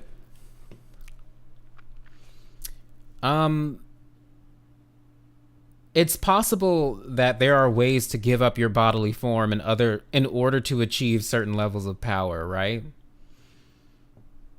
Because like even Senora did something like that where her whole body became like flames or something with her backstory, where she literally became like an embodiment of fire. Hello, Nyx. How you doing? Welcome to the stream. Primordial 1 equals Sky People. Second Who Came equals Honkai. Interesting. It's possible. Especially since like the twins have some Sky People references as well. Or I actually read a very good theory about the apocalypse being the catastrophe of the Sealies or something like that more than a cataclysm. See, that's possible too. My guess, again, is just, I'm thinking it's referring to the first instance of an apocalypse, quote unquote, which is when the primordial one came. Because for the seven sovereigns and presumably the bishops, that would be like the apocalypse, right? Because their world, what it ended as soon as the primordial one came and took things over. Ooh, wait, okay. Let's listen to a pep. Both of you have only existed for a fraction of what you know as time. Yet you call yourselves lords of this land by leaning on the heavens glow. And like, this is also kind of why I think Apep is probably an original Seventh Sovereign, because both Dvalin and Azhdaha, for example, they didn't mention any of this, right? They didn't mention anything about Seven Sovereigns. Dvalin actually is not the original one. We know this for a fact because he like basically spawned into existence at some point, and then Venti befriended him. He's not the original Animo Dragon if he's the new Animo Seven Sovereign. And then Azhdaha was just found by Zhongli under the earth. So it's possible that Azhdaha was the original dragon, but then like lost his memories or something. I don't know. But Azhdaha doesn't mention anything. But Apep seems to know this history. And this is also significant because Celestia presumably keeps this history hidden. Like, I think the only instance of dragons actually ruling the world comes from before Sun and Moon. And then also from, I can't remember. There was this, I don't remember if it was an artifact or a weapon, but it deals with Mondstadt. And I think it deals with the Wandering Troupe, if you guys remember them. They were basically like a musical band of people, a musical troupe rather, that went around, sang songs, traveled a lot, ended up getting executed during the time of the Lawrence clan's reign of Mondstadt, right? So this is like way back when, during Vanessa's time. But I think in some of their lore, there was mention of like stories that they were telling people. And I think they do mention dragons ruling the world. But I'm going to have to find that piece of information in order to verify that. So don't take that with a grain of salt, but I remember reading that. But like, it's interesting that that Apep knows all of this. She just sounds like way more ancient to me. But who knows? She could also be like one of the new Seven Sovereigns. I don't know. History is written by the victors. As it stands of the Pale Princess's fairy tale format, Night Mother could be code for another being entirely. That's something we're going to talk about in part 2. I'm going to say this now, but I'm kind of thinking she's a moon sister. And that might sound crazy or contradictory, but I'm pretty sure it's probably a moon sister, unfortunately.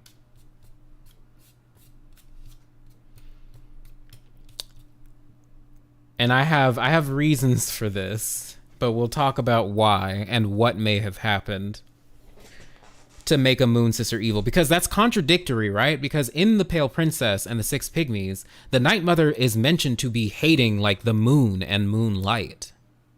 So then how could she be a moon sister if that's the case?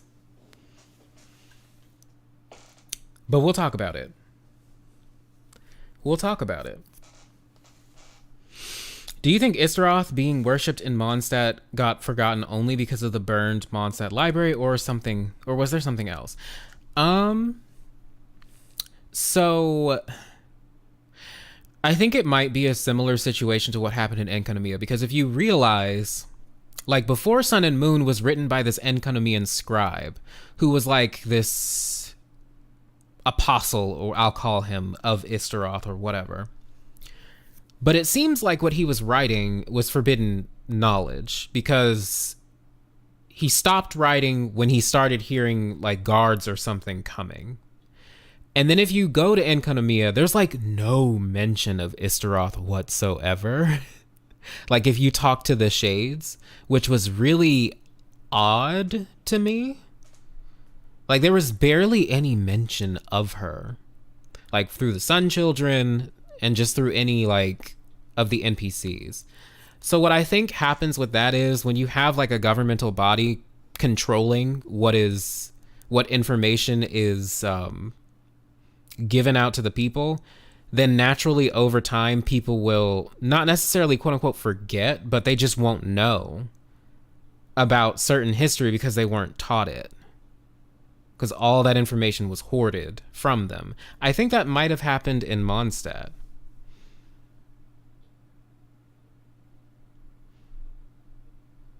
I think they just, I don't know, stories just get lost over time. It's very easy for myths to be twisted and everything like that.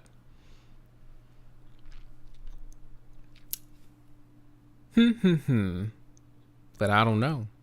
What do you think about the possibility that the sinner is actual Phanes who was thrust or fled into the abyss after losing the second who came, and that's why he's so powerful? So interesting that you say that. I mentioned this on a stream a while ago when Sumeru came out. But I was talking about during that time about the Lay of Al-Ahmar, which is about Deshret. And I was like telling people I'm getting a lot of Primordial 1 vibes from Deshret. And if you guys were here earlier, I was talking about how Auto Apocalypse might be a reference to the Primordial 1 in this game, because it seems like a lot of characters that reference Auto Apocalypse have a lot of Primordial 1-ish vibes or heavenly vibes, like Kaveh, Deshret, I guess the twins. Dainsleif also is an Auto Apocalypse XP, etc., etc. But the Deshret and the Primordial 1 connections are interesting because the Golden Slumber project that Deshret had, before we even learned that it was called the Golden Slumber, I was talking about how it was initially described in like books like the Lay of Al-Ahmar or whatever the fuck, and how he merged his mind with a labyrinth and things like that. To me, it sounded like the Spiral Abyss, and it made me wonder if the Primordial 1 did something similar to Deshret and combined his mind with the Spiral of the Abyss, or with the Spiral Abyss, and then became the Will of the Abyss. We're gonna talk about this in my next video, but I think a Primordial 1-esque character might be the Sinner.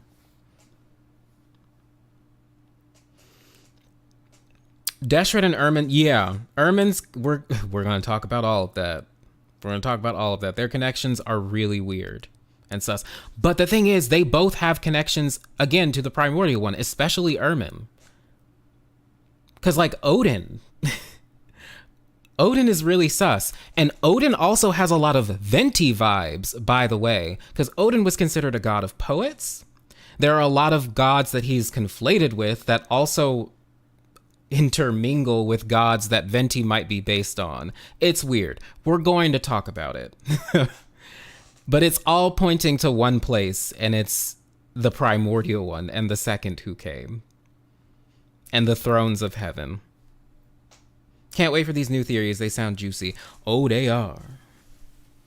Well, to be fair, Otto's boss form is called False God Otto, and Gnosticism revolves around the concept that the world is ruled by a false god, the Demiurge. Exactly. That's very sus. Also, on that note, Odin. He's involved with creating the world, right? You guys know how he created the world, right? He killed a being called Ymir, the primordial first being who is also the father of the giants. Odin and his brothers killed him and then fashioned the world from his body. Ymir is also a being that Venti mentions in the manga, and Ymir also sounds very much like Phanes. They have a lot of similarities, like being the first primordial, not being the first primordial being, but being a primordial being in general, being androgynous and hermaphroditic. But also Ymir is called evil and was said to have been formed from poison. But then again, Phanes might have been evil too, because in some cases he's considered the demiurge. And like I was saying, is he a good guy? He came and overthrew dragons, and it doesn't sound like, I don't know. It's very sus.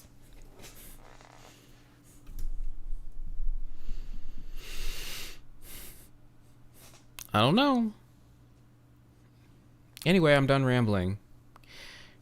And if we take as valid the point of Ermin being Deshret, and we believe the Sinner Crystal is Ermin Deshret, him having rulership over Ermin's soul is just a lot.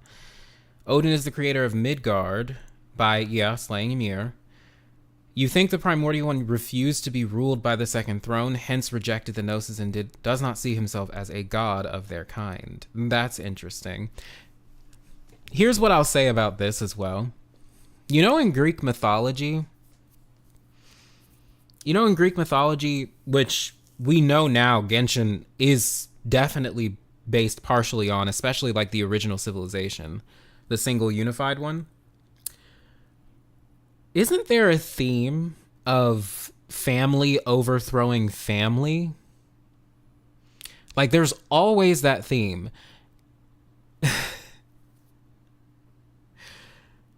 Kronos overthrew his father, Uranus. And then Kronos was overthrown by his children, helmed by Zeus. And then if you think about Dionysus, who, by the way, is considered an incarnation of Phanes, Hera, Zeus's sister and technically Dionysus's aunt, conspired to kill Dionysus. She got the Titans to do it, and they basically severed his limbs and consumed him. She did that because she wanted one of her own children to sit on the throne of heaven, and Dionysus was meant to take the throne. So there's this theme of like family just taking over family. And I think Genshin is going to play on that, which is why I think the second who came is probably like the primordial one.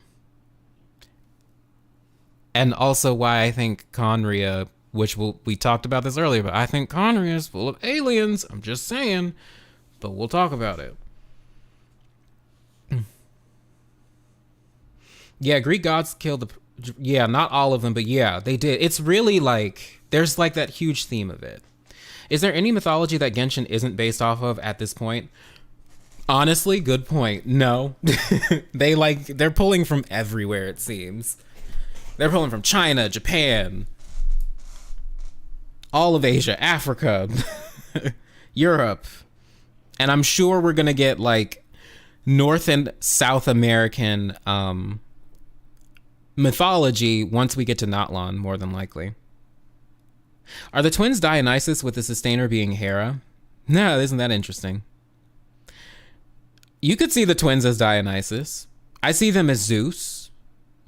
I see them as similar to Phanes. I see Venti as Dionysus, definitely.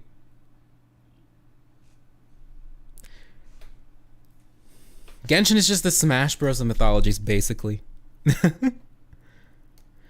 What do you think of the Gate of Everlasting Morning? The Khaenri'ah door? Wait, I've never heard of this. What is this? Help me. I have a question to add as food for thought. Do you think the system of kings and priests remains inherently cursed into that, seeing how all who fall under the system fall to destruction? Yeah, I don't know. It's interesting because, yeah, I think it is. It's interesting that you mentioned that because Deshret did mention something about like this cycle of 7 priests or something. You guys remember that from, what was it? Sino's weapon? That's in Deshret's perspective, where he's talking about what he wants to do as far as overthrowing Celestia. He mentions like these 7 sages or whatever. The cycle of 7 sages. I don't know, y'all. I don't know. But also kings and priests are related to that one in-game message that talks about kings and priests building a tower to reach into the sky, which, by the way, sounds a lot like the Tower of Babel. Like, suspiciously like the Tower of Babel. Especially when you consider that the world was unified probably during this time when the kings and priests did that. And the sustainer is probably God, who, like, was like, no more Tower of Babel. The 7 priests are mentioned on the obelisks as well, I believe. Interesting. Dane does say, with a power from beyond, in the Travail trailer, so aliens isn't that far-fetched. Right. And the power of the Abyss is, like, otherworldly, right? And now we know that the Abyss Order, you know...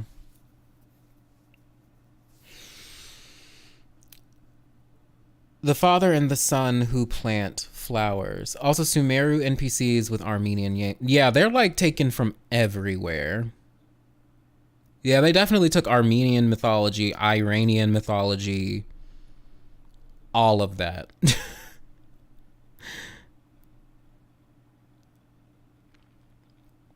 Also, I wanted to check further on Norse mythology because there's something about the sun's children that are 2 twins that travel together. I need to double check. No, yeah, there are a whole bunch of myths about like the morning and evening star and twin suns, or like the sun and moon being sisters and brothers, etc., etc. Well, aliens doesn't have to be other planets, just other realms. Right. Yeah.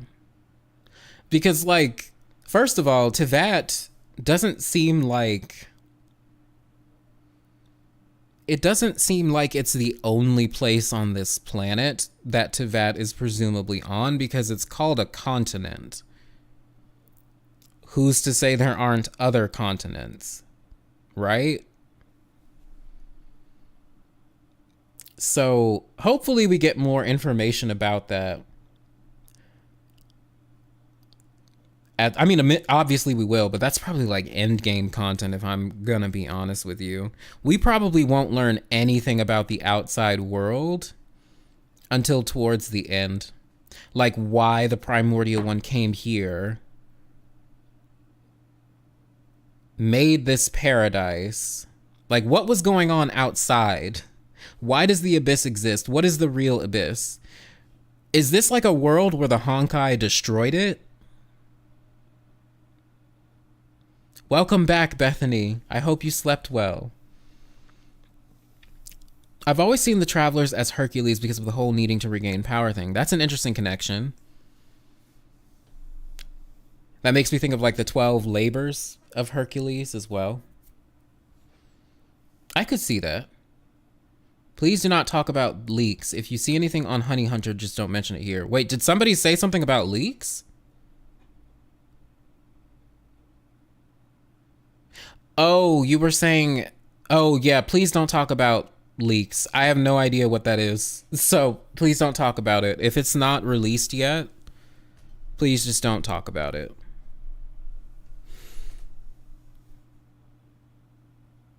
True, the world Teyvat is on could be incredibly different. Right. I don't know. There's just so many mysteries in this game. Oh my god, we stalled on this so long. Let's continue this and finish it. Is there any way to avoid fighting them? Hey, wait!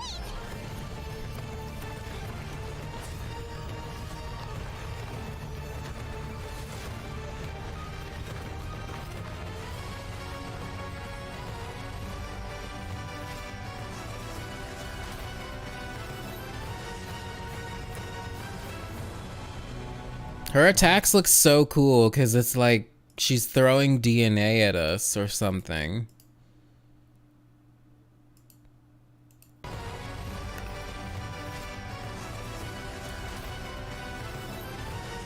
This is just such a different design. I like it.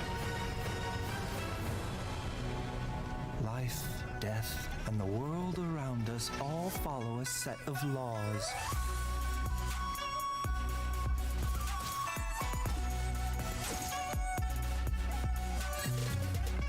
A bitter pill to swallow. He's so elegant. In return for the better. Yeah, it does make sense that it launches life, which is DNA. Watch and learn. Welcome, Lux Sky. Sight clear.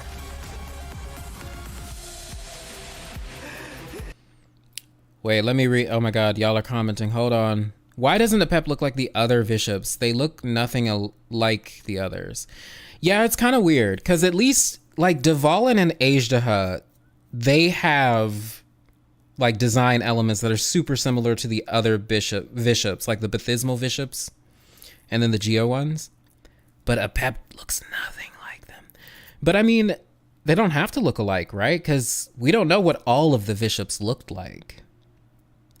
For all we know, they could have super diverse looks. It's like he's protecting a seed, or she, or it. Yeah, I don't know. To me, it sounds like the cycle of 7 sages leans closest to the 7 archon system we have now, which could work to the old way of 7 dragon sovereigns, potentially one of Tevat's old laws. Yeah, that's... I want to learn more about the cycle of the 7 sages. Because I was like, wait, what is that supposed to be, Deshret? What is that supposed to be? Sensual Magikarp, I wonder if the dragon is that small thingy is wrapping its hand. Oh, that's interesting. Yeah, like, people are saying, is it a seed? Is it like... Yeah, I don't know.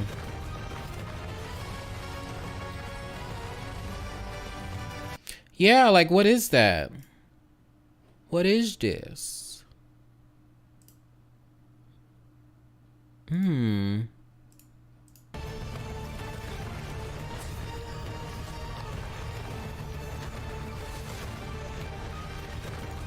Interesting. I don't know. We've never seen the Dendrovishap species, though. That's a good point, too. Have you seen the sub Beyond Mortality? See, that's why I think Baiju is going to be more than what he appears. He's just sus. Feast your eyes. Watch and learn. Yeah, the 7 Gnosis for the 7 Dragon Kings could still be a thing. Absolutely. Good morning, Cheery Cheery. How are you? Sight clear. Good night, Sonnet. Thanks for joining us. It does kind of look like a fetus. Heating up. Oh, and here's Kaveh bringing up the rear. Maria, I have no idea. Oh my god. So like I had fallen asleep during the live stream, so I completely Is heating up. Oh, and here's Kaveh bringing I did not initially see this part.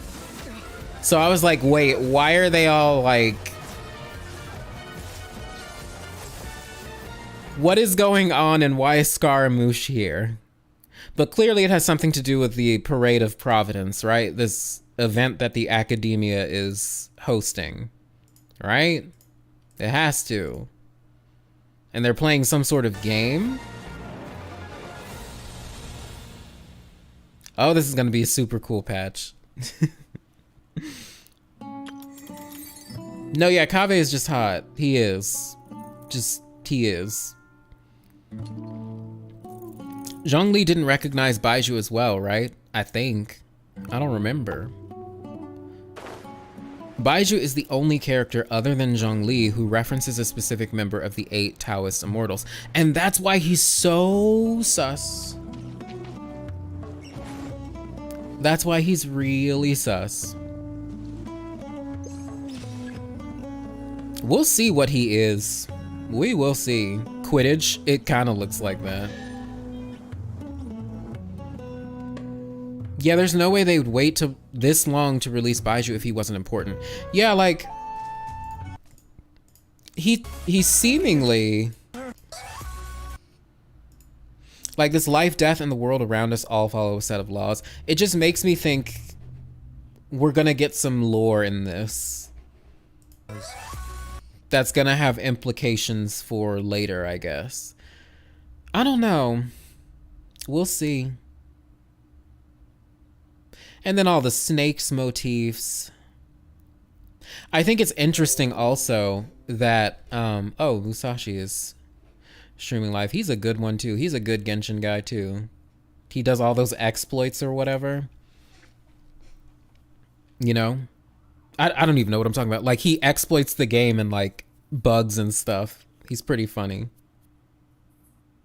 But, Baizhu also has like a lot of snake motifs, which we also know snakes are kind of related to dragons. So I think it's interesting that we're getting him and also the Dendro dragon in the same fucking patch. So, and then it's also interesting because the Dendro dragon is sick and then Baiju's a doctor. I don't know, y'all. Oh wow, thank you for the super chat, Kira. In the Travail trailer, Dane says, "Fate will be yours to reweave." This reminds me of the Fates from Greek mythology. They were 3 in number, just like the Moon Sisters. Absolutely. Like, I initially thought the Loom of Fate would have something to do with the Moon Sisters.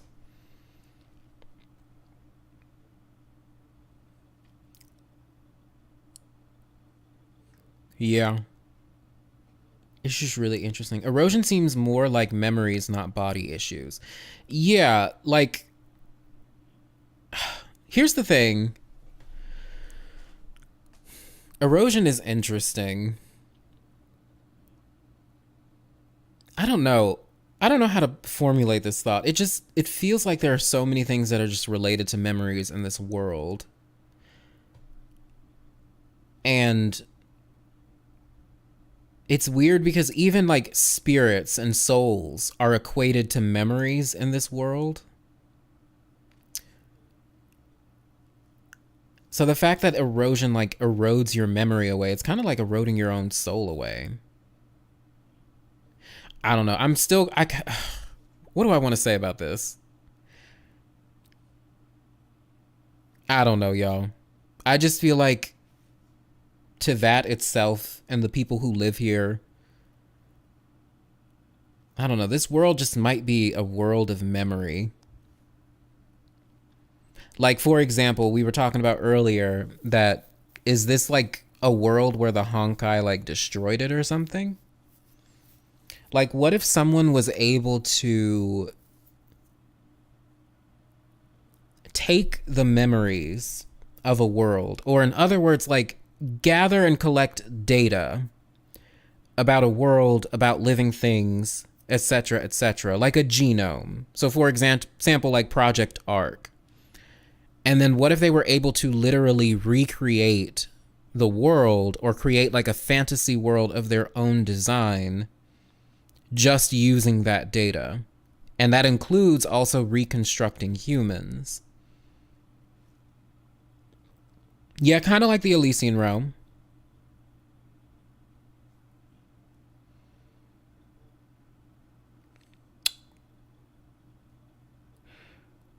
Which is interesting because if I remember right, Vilvi in the Elysian Realm said that there might have been a way for the Elysian Realm to actually affect the real world.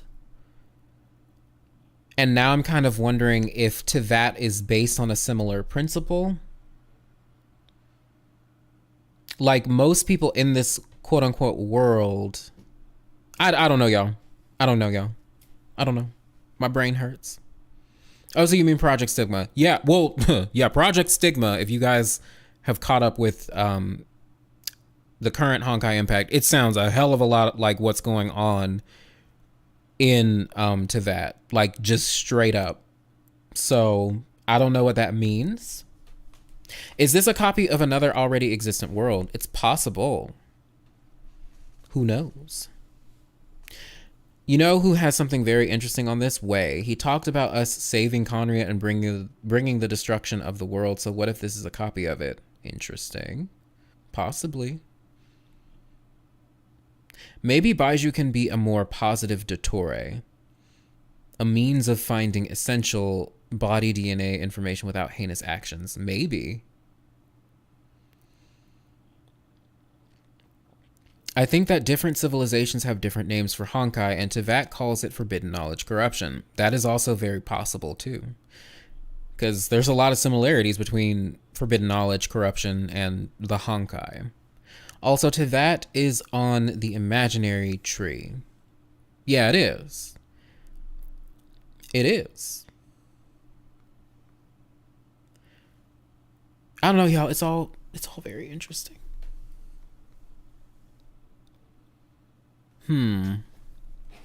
Yeah, they didn't have much to say about this in the live stream, but I feel like this is gonna be a really important patch that we don't want to miss. That we're gonna want to like really pay attention to. Also, side note, Sumeru is fucking large. Like it's straight up huge. Is it the biggest region we've gotten so far? It just feels like it never ends. It's just so fucking big.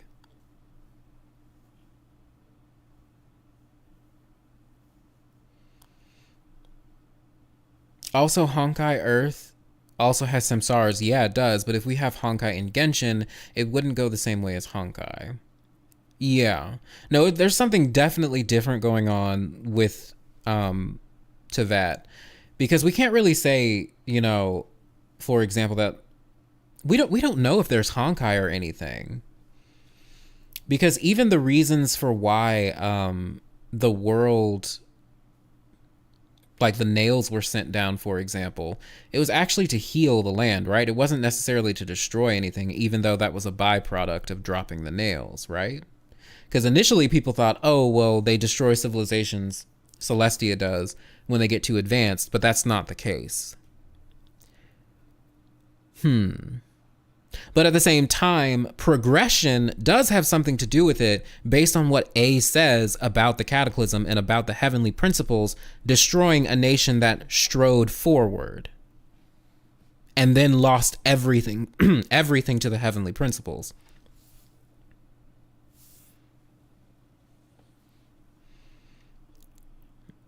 Yeah, it's definitely bigger than Liyue and Mondstadt with 3.6. Memories within this world are a tangible source of energy. Weapons like the Wind Sith use it for enchantments, so erosion in many ways is culling a different power source. Yeah, and also artifacts are fueled by memories as well.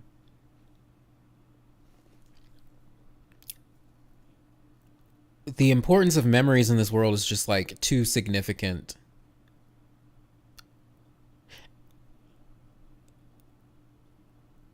And also, time and memories are connected in this world too. There's like a direct link between them. It's really sus.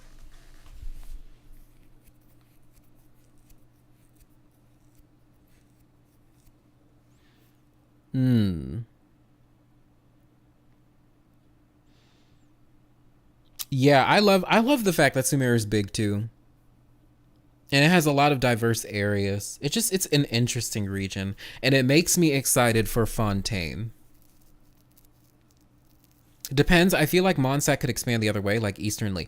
That's true too, because we're not done with we haven't gotten all the areas for Liyue or Mondstadt, and I'm assuming we haven't gotten all the areas for Inazuma, right? There might be expansions to Inazuma at some point.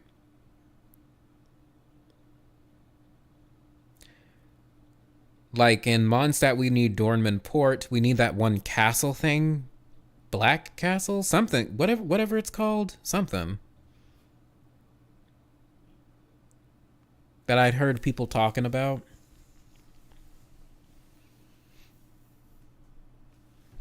Ugh. But anyway.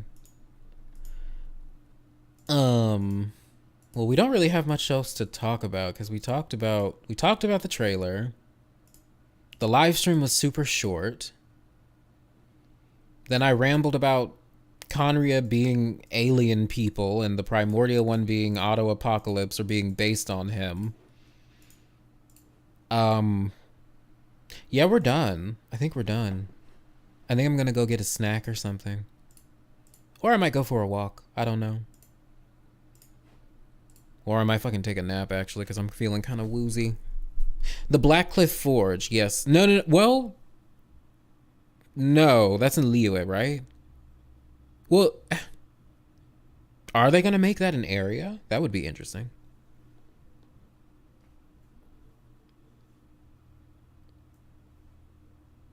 Yeah, I'm going to go touch grass. All right, y'all. Thanks for joining.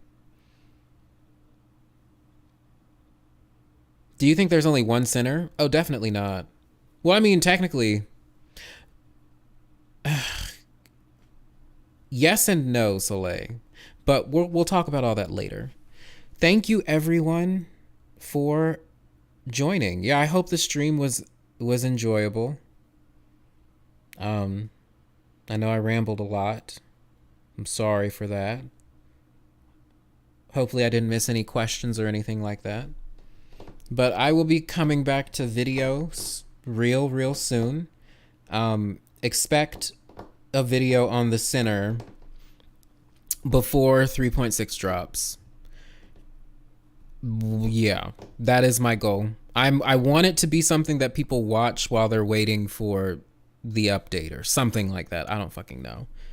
But we'll see. It'll definitely come out before the patch drops. And again, it's going to be on the Center, and this is a Sun and Moon entry.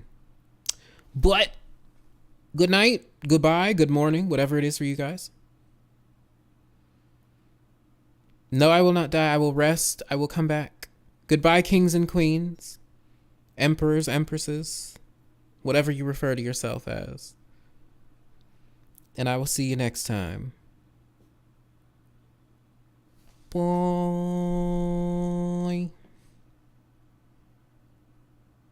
Bye. Wait a minute. Oh, here we go. End of the stream.